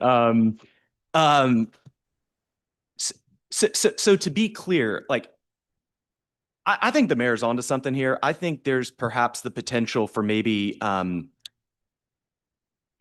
engaging maybe somebody from our arts community. Maybe there's something creative that can be done with some of the material in that location, short of a very expensive, costly rebuild for a institution that can go a little bit further than just a plaque. And this would be something that is something offered for the preservation community. I mean, that way somebody could interface with this. And I mean, I'm just imagining like, and Lord knows I'm not an artist, but something like an instrument or something, or somebody dancing with the wood or the material, that you can imagine some sort of really, arresting piece of art that could capture somebody's attention, brings them in to read about this Community Development Committee meeting that was held on August 20th, 2026, 50 years from now, and all the different things that went into it. But just something beyond, and again, this is coming out of the spirit of, the BAR has no authority to do what we're talking about right now. This is the power of the statute. This is the power of this mediated process that we're in, is we can get creative. We can get all these bright minds that are together in this room to come up with a better solution, to make this settlement better than it was when we first got here today. And like the great mediators around the state always say, a good mediation, the sign of a good mediated outcome is nobody gets absolutely everything that they wanted. And when we stay in this zero-sum mentality, it's either got to be destroyed or it's got to be preserved with no sort of plan as to what comes next. That doesn't lend itself to the sort of collaborative, creative, flexible outcome that I think we have the opportunity to do today. So I think really what we need is, obviously we're not going to be able to design a piece of artwork on the fly today. We need a recommendation coming out of this committee. It's we've been having a really good long discussion about this. Maybe it's time to entertain maybe a motion, a recommendation for full council. Mike, you got something to say? Mike's been to a couple mediations over the years. Mike, help us out. I have been to a few, and I just want to sort of raise a little bit procedural point. And I think the procedural issue is really something I'm particularly interested in here. As you point out, what's happening here and what's happened through the mediated process and crafting a resolution that goes beyond the authority of the BAR, it also goes well beyond the authority and, by the way, the interest of the circuit court. And if we allow this to go through, we don't approve this settlement, this will then up in the hands of, and there's not a resolution between the parties, in the hands of the circuit court, which has even less interest than the BAR or anybody else in sort of crafting a resolution that suits our community, and you'd really leave it in someone's hands, and someone is going to be wildly disappointed. And I think this has gone so far, there is absolutely no reason for somebody to be wildly disappointed here, that we need to help the parties get to a place where this settlement works and doesn't go on to the circuit court, which I think would be a really a bad result. Very well said. Councilmember Polk, I'm sorry, I've got my back to the screen here. I No can't see problem. everyone. And I know if I was in the room, the mayor would probably go ahead and spit a poison dart at me now for the good old Poke slow Don't down say it. statement. Don't say it. But I do have to observe, Chairman Appel, that you described lots of elements of an appellate procedure, but the one thing you didn't mention was usually appellate panels do not issue their decisions from the bench at the immediate conclusion of the argument. I think they never do. And so I just want to put that on the table because we are proceeding to make a recommendation here. I know City Council will consider a recommendation. I think when the motion goes down, which I know it will, I will probably at that point walk through my thinking as to where I will end up in voting. But I just want to observe that we have had all the trappings of an appropriate appellate procedure here, with the exception of the fact that we're about to make a decision of some form at the conclusion of the hearing.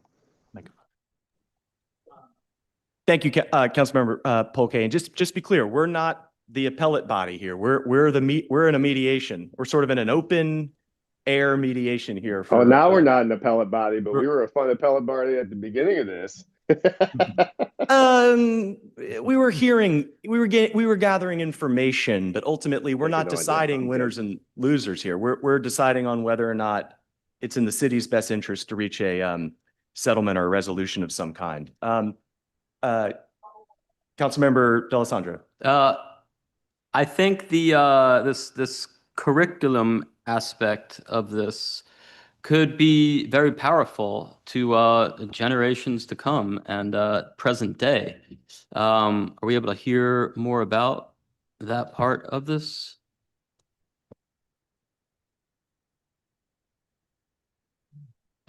Does someone from the school want to maybe speak to that? Dr. West is probably a better person to speak about it than I, but I'll say this. That came out of the mediated process because at the time, a year ago, when this all happened, nobody really knew anything about Dash Hall in the broader community, right? That's not to say that some knew about Dash Hall, but for the most part, but for this process, Dash Hall may have been lost to history after Mr. Anderson's and Mr. Rosen's generation and perhaps the Dash family member we read about in the newspaper today, her generation, that it's lost to history. And so the purpose of the curriculum was to work not just with the school, but also with other organizations such as the Preservation Society, perhaps the Avery Institute, and take to the city's Commission on History the findings that the class, as a class project in the 11th grade American history class, researched and brought it to the city's Commission on History to then work together to create this plaque or perhaps this monument that the mayor's mentioned. And that was the purpose of the curriculum. It was to do the research to then make that story known in the archives of the history of the city. And so then that story could be told not just through the monument, but for the city's history commission to also be aware of it and to have that history preserved. I guess I was under the impression, it sounded like this would be part of the school day curriculum. Did I misinterpret that? There is a process, and there is a program at the school where they talk about their buildings on campus and buildings that are no longer on campus, and I believe this was going to be included in those. Sure. I can speak to that. We have two efforts, really. We did partner last year with the Preservation Society to open our campus to a tour where our students were the docents and did the research. And, you know, the Preservation Society advertised that. And so we cooperated together on that. The other is in our 11th grade. We have an American Studies program, and they are totally focused on the history of Charleston. They adopt blocks. They do the research. They work with the Preservation Society, the city, and those students are giving those presentations to their peers and to adult visitors. So that was certainly one of the places that we envisioned, certainly adopting the block and talking about the significance of that block to Charleston. That would be a natural place for that. The other is if there were something there to incorporate it into some sort of tour. The difficulty again, as always, is that it is on private property that needs to be protected because of our responsibility to the young people that go to school there. So, thank you. Thank you, Dr. Weston. Can I? Sure. I mean, are there more details about for how many years this curriculum might go on for? Who it might be? I guess you said 11th grade. You know, I got this book at the library, Charleston Jazz. It does mention the Dash family and Dash Hall in there, as well as it's by the late great Jack McCrae. Mentions a ton of local jazz artists in here.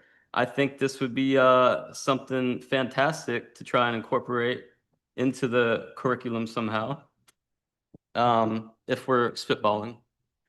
And then also we have a world-renowned African-American museum in our community where some of this information, some of this material, some of this research that's been uncovered could be provided to that institution to help perpetuate some of this very important history moving forward. So I think there's a lot of different opportunities for how this can go. But I think the mayor wanted to be recognized. Mike's got his hand up. Mike, Councilman Seekings?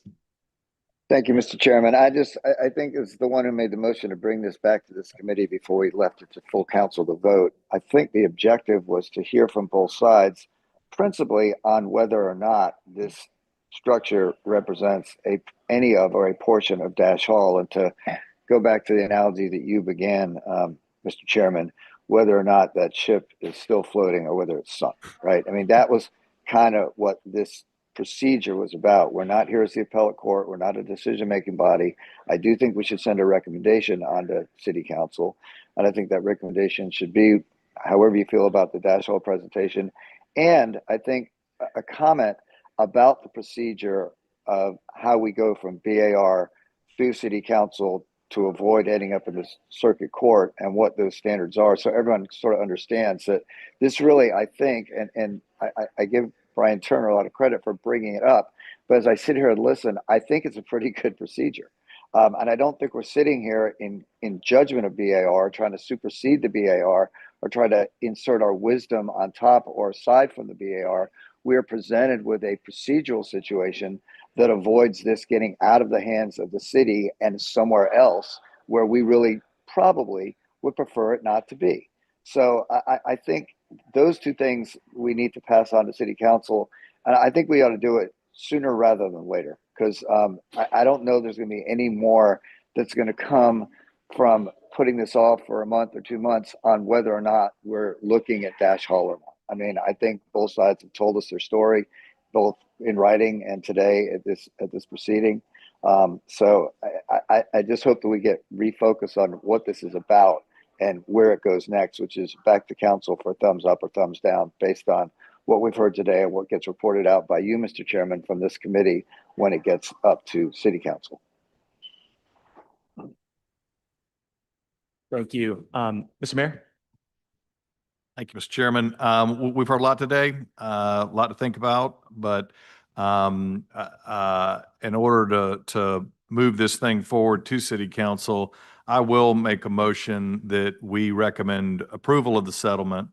But the caveat for me personally, I would recommend and urge the two parties to try and get together and further define what the monument or plaque is. And it seems to me, based on this conversation, that there could be a good meeting in the middle ground, something that could help tell the story help have something there on the land that is respecting the Dash family and what went on there. And so you have some time between now and council. This is going to probably be discussed at city council. This is just the committee here. This is not a decision at this point. You will need to get the majority votes, and I think hopefully between the two of you, you all can come up with something that could work for both parties in the spirit of compromise. So that would be my motion and comments associated with thereof. All right, we have a motion on the floor. Is there a second? I'll second it. Great. Motion properly seconded. Any discussion? I guess I would like to hear more about the curriculum aspect of the settlement at some point in the next, 3 weeks, month? 3 weeks. Yeah. Yep. Anybody else want to be recognized? Yeah, for the purposes of discussion, Mr. Chairman, yeah, and my feelings here, although I made a rather flippant remark about the appellate procedure, I understand the temporal challenge here with respect to the condition of the building and the possibility that it could fall down, particularly with hurricane season upon us and still possibilities of a major hurricane. And we are in the circumstance now where I am hopeful that between now and City Council's consideration, that all parties proceed in good faith, which I know they will, to continue to really dig into more, as much of a conclusion as to the question as to whether or not this is a remnant of Dash Hall. That will be quite helpful for the public's acceptance of this matter. Nevertheless, for the purposes of where we are right now, the approval of this settlement for me means that, subject to the contingency of the curriculum and the plaque, that I would be affirming an ultimate determination or an ultimate action to approve the demolishing of something that could be a remnant of Dash Hall. And the African American community, broadly, particularly African Americans with deep cultural and intrinsic connections to the peninsula, on their behalf, I cannot in good conscience approve of a circumstance that will conclude in the demolition of what could still be, and we still don't know. We have more information, of course, but I think it still has been, as part of this conversation, I still remains a somewhat open question as to whether or not we would ultimately be tearing down the remnant of the Dash Hall and replacing it with some sort of commemoration. And then in light of that, also the reason why we can't spend more time on it, unlike some other times where I've been the bump in the log, in this particular circumstance, it is not out of the bounds of reason that the reason why we can't, and I wouldn't make a motion to defer here to spend more time on it, is because this whole thing was commenced with a concern about the safety here. And I think it is appropriate on the record, it should be reiterated that the time has passed and there are differing levels of responsibility for the fact that the building has gotten to the condition where we are with our backs up against the wall, and that I think that's an important thing to observe. So, with respect to everybody that's involved, and with certainly no judgment as to the whether or not they're approaching this in good faith, ultimately, I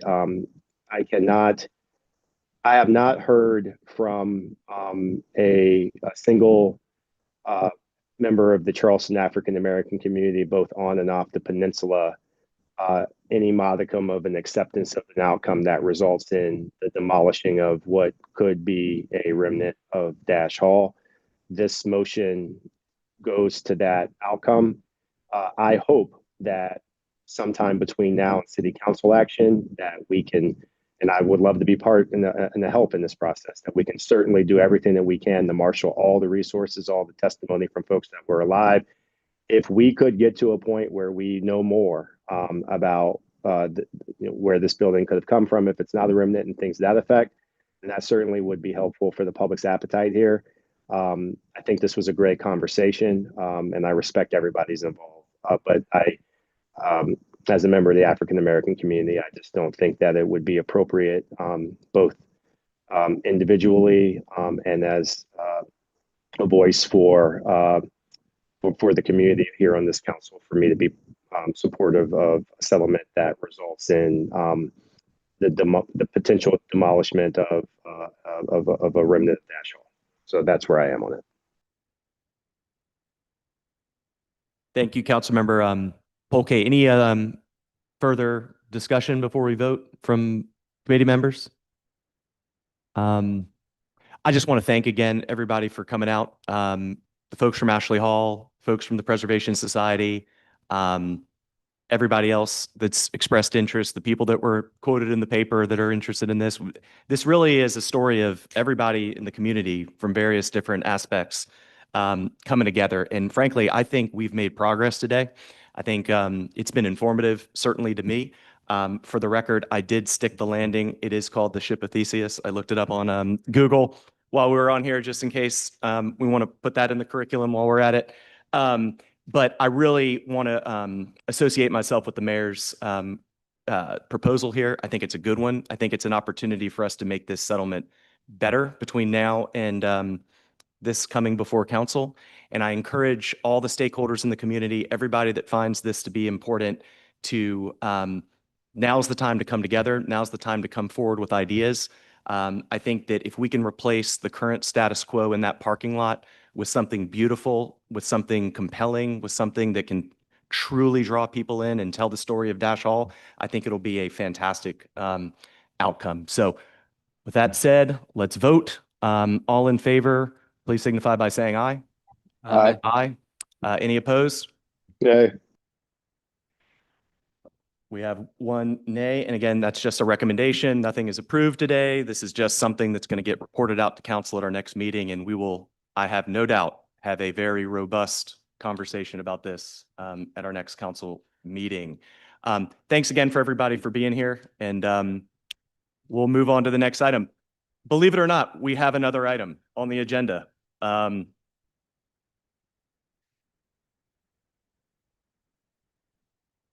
We'll let everybody shuffle out. Do y'all want to take maybe a 1 minute, 2 minute break, or y'all want to just plow through? Cool, let's do it. All right.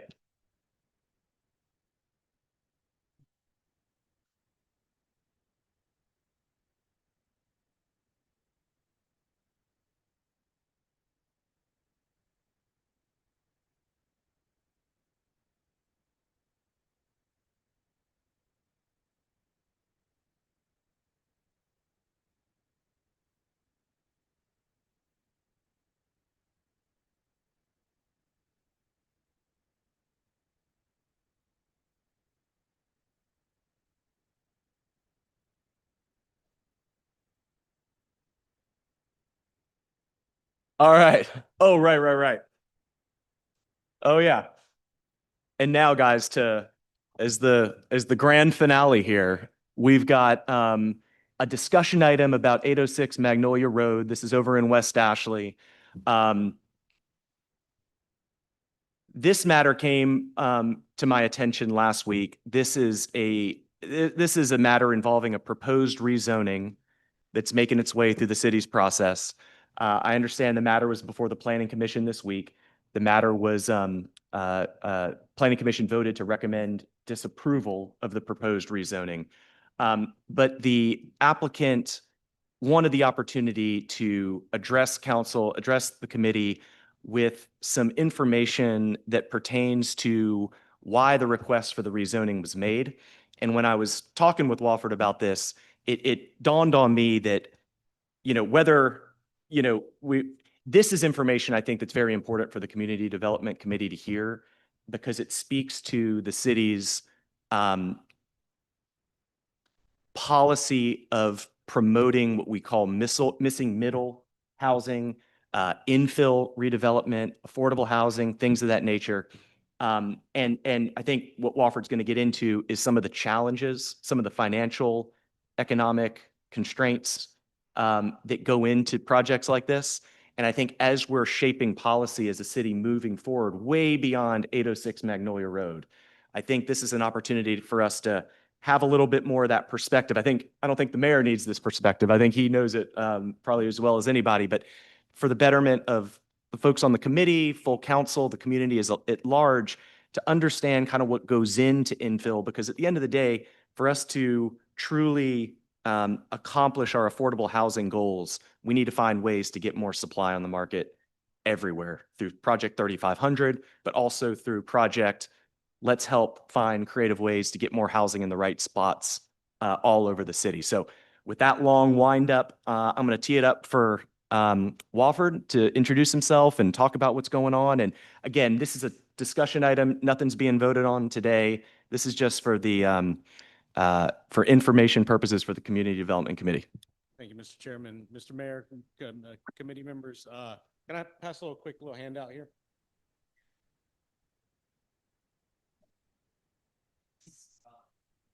I believe we've got the presentation over at IT. Is it possible to maybe put this? Thank you. As Councilman Appel brought up, a little intro myself. I run a development firm here in town called Stio Development. I've been in Charleston 20 years. I worked as a civil engineer in this town for 15 years before going out on my own and starting this development group. I was fortunate to start that before COVID and half the world started moving to Charleston. And so we've grown that into an operation where in the low country, we are entitling, permitting upwards of 1,000 lots a year. We also have an arm, a horizontal construction arm that is in-house to us where we actually are completing on doing the site work for approximately 1,000 lots a year. We're probably doing 500 lots a year in the entitlement and permitting atmosphere in the upstate.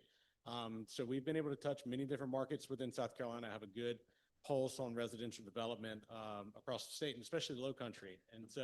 And coming from the civil engineer background of it too, I'm cursed with the engineer brain of overanalyzing everything. And so, in the last 6 years, there's been several projects that because of financial reasons, we've walked away from very understandably. But this one is unique in a way that I wanted to present to council. And just to give you a little guidance on the packet that I provided, so I kind of have a little summary sheet here in the front. The next page is the approved site plan on 806 Magnolia. That's actually the final TRC approved set that I've been working on for the better part of 4 years. Behind that was a site plan that I put together 5 years ago whenever I first started this project that we never pursued. At the time, Councilman Shahid advised us probably just to move forward with the existing zoning, some of the preliminary estimates that we had looked at on site work costs and some things like that. It appeared that we were going to be able to do a by right successful subdivision here. So we went on that path, and over the last 2-3 years have been going through TRC process. This is a highly scrutinized drainage area.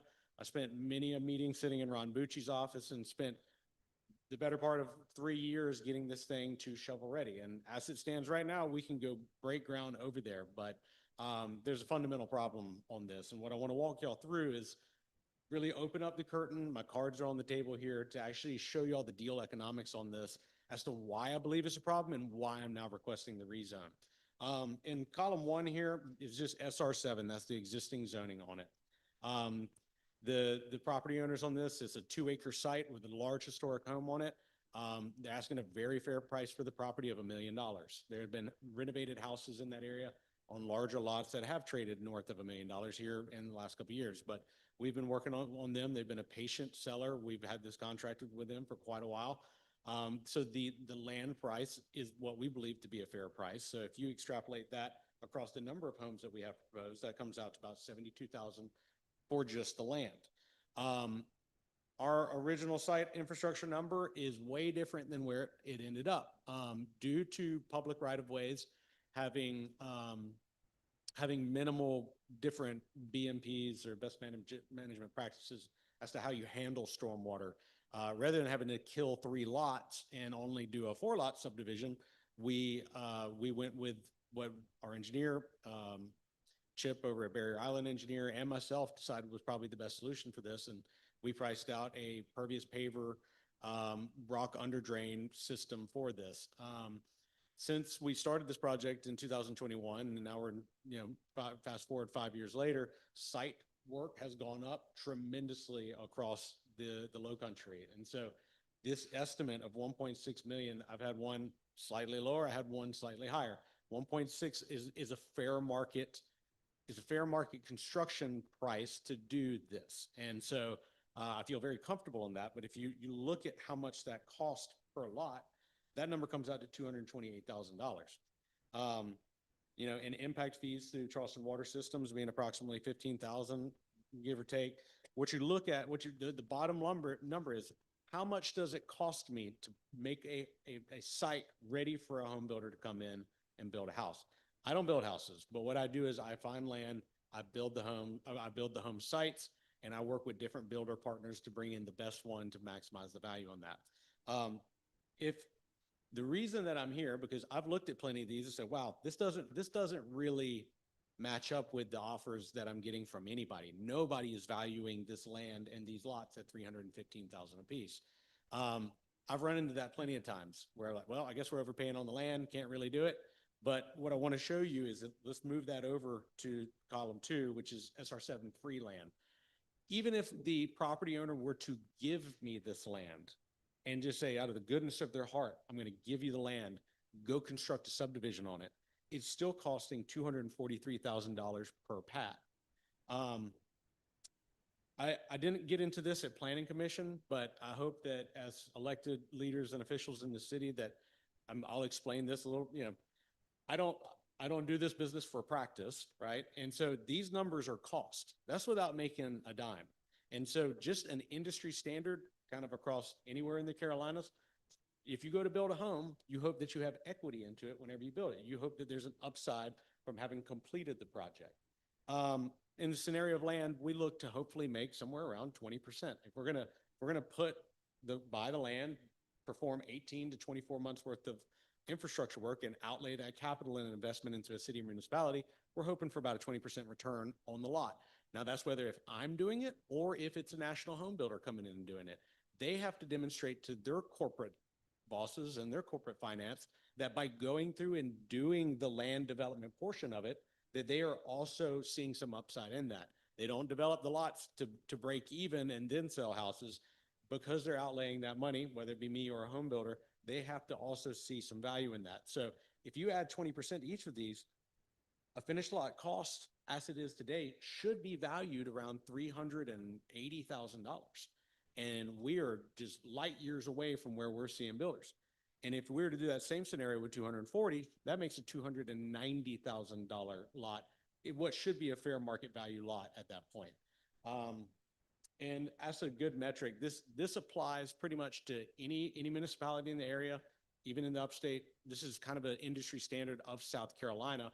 Most builders look at and say, if I'm going to sell $1 million home, $1 million house, I can afford to pay 30% of that sales price for the land. So if you said, okay, I'm going to build $1 million, I want to sell $1 million home here, they generally have allowable purchases up to about $300,000 to buy that build ready lot. So if you kind of take these numbers and fast forward them to what it would take a builder to have to sell here, with a fair market value on the land, someone's having to sell, and this is me doing it for free, not including the 20% markup, someone has to sell a house around $1.1 million, which I know is not insane. There have been a couple, but for the character of this neighborhood, that is, and the size of the homes that would fit on these lots, those two don't meet.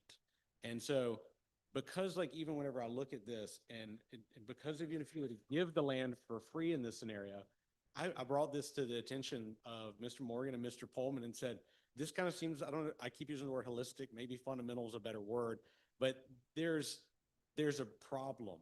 And, I went and met with the community to explain that, I'm wanting to rezone this. Everyone thinks that I'm a developer coming in here that's got a base hit and I'm trying to go for a home run. I've walked away from plenty of deals, but whenever I look at one where even if land's free, there's a fundamental problem with the zoning. There's a fundamental problem either with the system or the constraints of how much it costs to put these lots on the ground.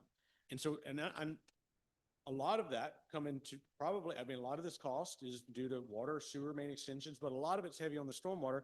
And I commend the city. I appreciate that the city of Charleston has such high standards for stormwater.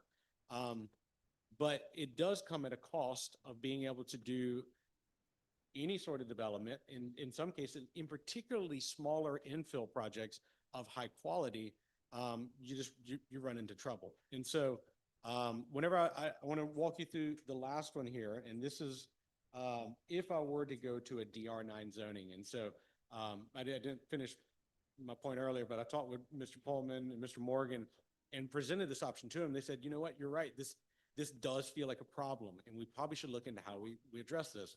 And I met with Councilman Tinkler about it as well. And, you know, they all challenged us to say, can you come up with a BZA? Can you kind of do that? Well, I don't want to shortcut storm drainage rules. I'm a water resource engineer myself. I'm not going to ask for forgiveness on stormwater. That's the hottest topic in the city of Charleston. But, you know, y'all have one of the best stormwater, best planning staffs of anywhere in the state. And the recommendation that they came back with is they said, we think that a DR9 rezone is, you know, if according to the plan and what you want to do, is a make sense solution here. And essentially this project, I think, is a really good example of where if someone's coming in to do a high quality infill project, that it's not necessarily always going to align with the base zoning or the existing zoning of a project. And I know that we talk missing middle, we talk bringing affordability, we talk bringing housing options. And I have gotten together with planning department. I've talked with the neighbors. I've gone through the exercises, and I'm open to any suggestions. But the one that I know will work is a rezone, and I can demonstrate it here in this next column because a couple things will happen. If I am, and if you look at the concept that I provided, this is a concept of single family homes that I would want to do in that DR9 zoning. There's a lot of concern from the community. Yes, if I were to buy this property and then inevitably sell it, someone could go to townhomes. I don't think townhomes are the fit here. I have a good pulse on this market in in this tucked back in here. I don't know if townhomes are the best use, and I'm putting my name on it, and it's a project, you know, that I'm going to the neighbors and saying, I don't want to put townhomes back here. There's no mechanism to really say that we can't do conditional zonings. It's not my intention to put townhomes back there. But if I were to go in with a plan similar to what you're looking at there, which I believe is a very high quality infill project, look at how the metrics of this change. You take that total land cost, that land basis, 500, and you get to divide it across 11 now. Because I am going to DR9, it allows me to do what's called a horizontal property regime. That when in a detached scenario, lending works the exact same. Now, if I was trying to do townhomes in a horizontal property regime, that does fall into a condo type lending mechanism that would exclude some buyers, that would make the pricing more difficult. But from a lending perspective, HPRs, whether they're fee simple or if they're part of a horizontal property regime, are generally, you know, apples to apples. And so because I would be going to that, and it would no longer be a public road, I would have the ability to make the open space in the area in the middle under HOA maintenance and responsibilities, and it being a horizontal property regime, which does open up different BMPs that the city does allow. Underground retention through chambered systems, whether that be StormTech or Contech, some of these proprietary systems that aren't necessarily on the public infrastructure side of things. And me being for 15 years, having worked as a civil engineer, I honestly and truthfully believe if you have a 3-foot rock bed with you know, pervious pavers on top, that eventually is going to get full of sediment. And I think we'll fail in 15 to 20 years. And then it becomes a burden on the city to have to go and repair that. And whenever you have these chambered systems and you have these ones that an HOA is responsible for maintaining, they have maintenance agreements with the city. They're required to go in and fix these things.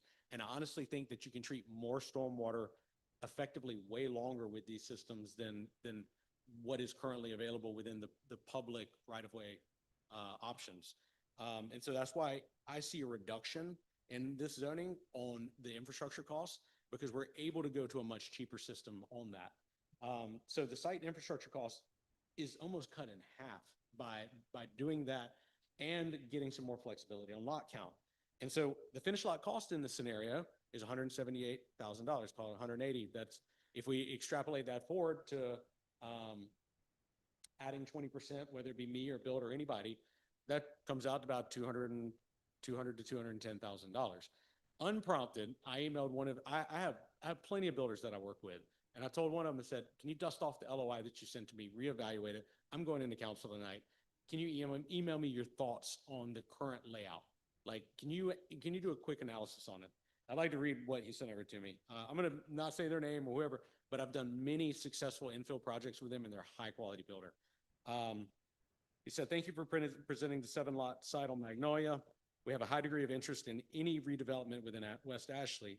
The site certainly has challenges that require specific home design. Our inventory of products does not include any products that are 50 feet wide and 20 feet in depth. However, we would need to modify facades, realign entry foyers, and we could accommodate. This product would be probably limited to less than 2,000 square feet and have a little awkward orientation. For these reasons, I see a ceiling on average sales prices around $675,000. Corresponding value of finished lots of $205,000 apiece. I would need these lots to be fully finished horizontally with impact fees paid by the developer. And so that is the value of a lot over there. It should be there were plenty of neighbors that got up and spoke last night and said, well, I've paid $700 for my house here. I paid $700 for the house. When we're going in to try to build a community, you're not necessarily trying to outkick everybody by an order of magnitude much greater. 700,000 is probably, you're going to have to compete against a nice ranch house with a big yard or whatever it may be. So like that is the pricing for over here. And the only way to really get to that is with a DR9 zoning. And I'm just honestly just laying it all out and saying like, here are the nuts and bolts of it. Like if anybody can come up with a more creative way to do it, I'm all ears. But one thing that came out of that planning commission, and I'll just kind of finish with this and allow y'all to ask some questions. And there was one gentleman who got up and very respectfully said, like, I'm looking at the 7-lot subdivision that you have proposed here, and I'm looking at the greater map here. The 7-lot fits exactly with what the rest of it looks like. But Mr. Morgan pointed out last night that neighborhood was built and finished in 1953. We're 75 years forward. Housing looks different, development looks different. And if you're hopeful of having some high quality infill projects, the zoning and approach also needs to look different. And I think that by requesting this rezoning, I really do have a good case that I could demonstrate what good infill looks like. Wofford, thank you so much for that presentation. To my colleagues, the people listening at home, I mean, I just can't stress how important it is to digest this. I mean, this is very important if we want to be able to meet our missing middle housing affordability goals. Much like preserving a structure doesn't automatically happen out of thin air, like we just talked about with Dash Hall. Missing middle affordable housing isn't going to just spring up out of the earth organically. The dials and the tunes, need to be set properly, and that rests with us. The zoning needs to be consistent with the economic realities and the costs that are imposed on developers, rightly so, as Wofford pointed out, to make sure that things like stormwater is being addressed and things of that nature. We can't just set it and forget it with zoning and expect things to happen, because guys, the reality of it is not enough missing middle housing is coming up out of the ground. And if we want to achieve our housing affordability goals, it's going to take action from all angles. It's Project 3500, but it's also this, and it's everything in between. So this might be a little dry for some people, but I cannot stress how important this is. And I think this goes way beyond 806 Magnolia. I mean, there's a specific development here, specific zoning that's going to be coming to us. We're going to need to talk to Councilmember Tinkler about it and just, get all that. This is not an effort to necessarily advocate for this particular development, although let's see what we can do to see if we can come up with something good. But this speaks much, much, much more broadly. And I would encourage our staff and the zoning rewrite that's underway to look at some of these issues and try to find ways that we can make our regulations more consistent with these economic realities so that we can actually encourage more infill, missing middle, small business housing. I mean, Wofford is a local guy. I mean, I've just known Wofford for years. We were neighbors in Wagner Terrace, what, 20 years ago or so? And so, you know, these are the people we want to be out there building affordable housing without a dollar of government subsidy. I mean, that's the beauty of this, right? This isn't, you know, so anyways, that's sort of the thought that I had. Does anybody from the committee have any questions for Wofford while we're here, Mr. Mayor? I'll just say thank you. The transparency is great. The information's strong. You know, the bottom line is that through zoning, we can deliver houses that are over 40% lower cost for the same product in the same location through zoning. And that's a pretty powerful point to be made, especially as we're going through this rezoning and putting this effort forward. Because you're right. I mean, this isn't going to come just fall out of the sky. We're going to need to be proactive in figuring out how to get there with the private sector. Absolutely. Any other comments, questions from the committee? All right. Well, yeah. Wofford, thank you again for being here. Really appreciate it. This is great information. I would encourage you to stay involved in this process, and let's continue to work together and try to make our regulatory framework more conducive to the type of work you and others similarly situated do, while protecting, you know, the communities and and all the other things we got to do. I think we can strike the right balance, just like we were doing with the agenda item before y'all. So, Thank y'all for your time. you got it. Thanks so much, guys. Any further business to come before the committee? We definitely got our money's worth today. All right. Without further ado, I will call this meeting to adjournment and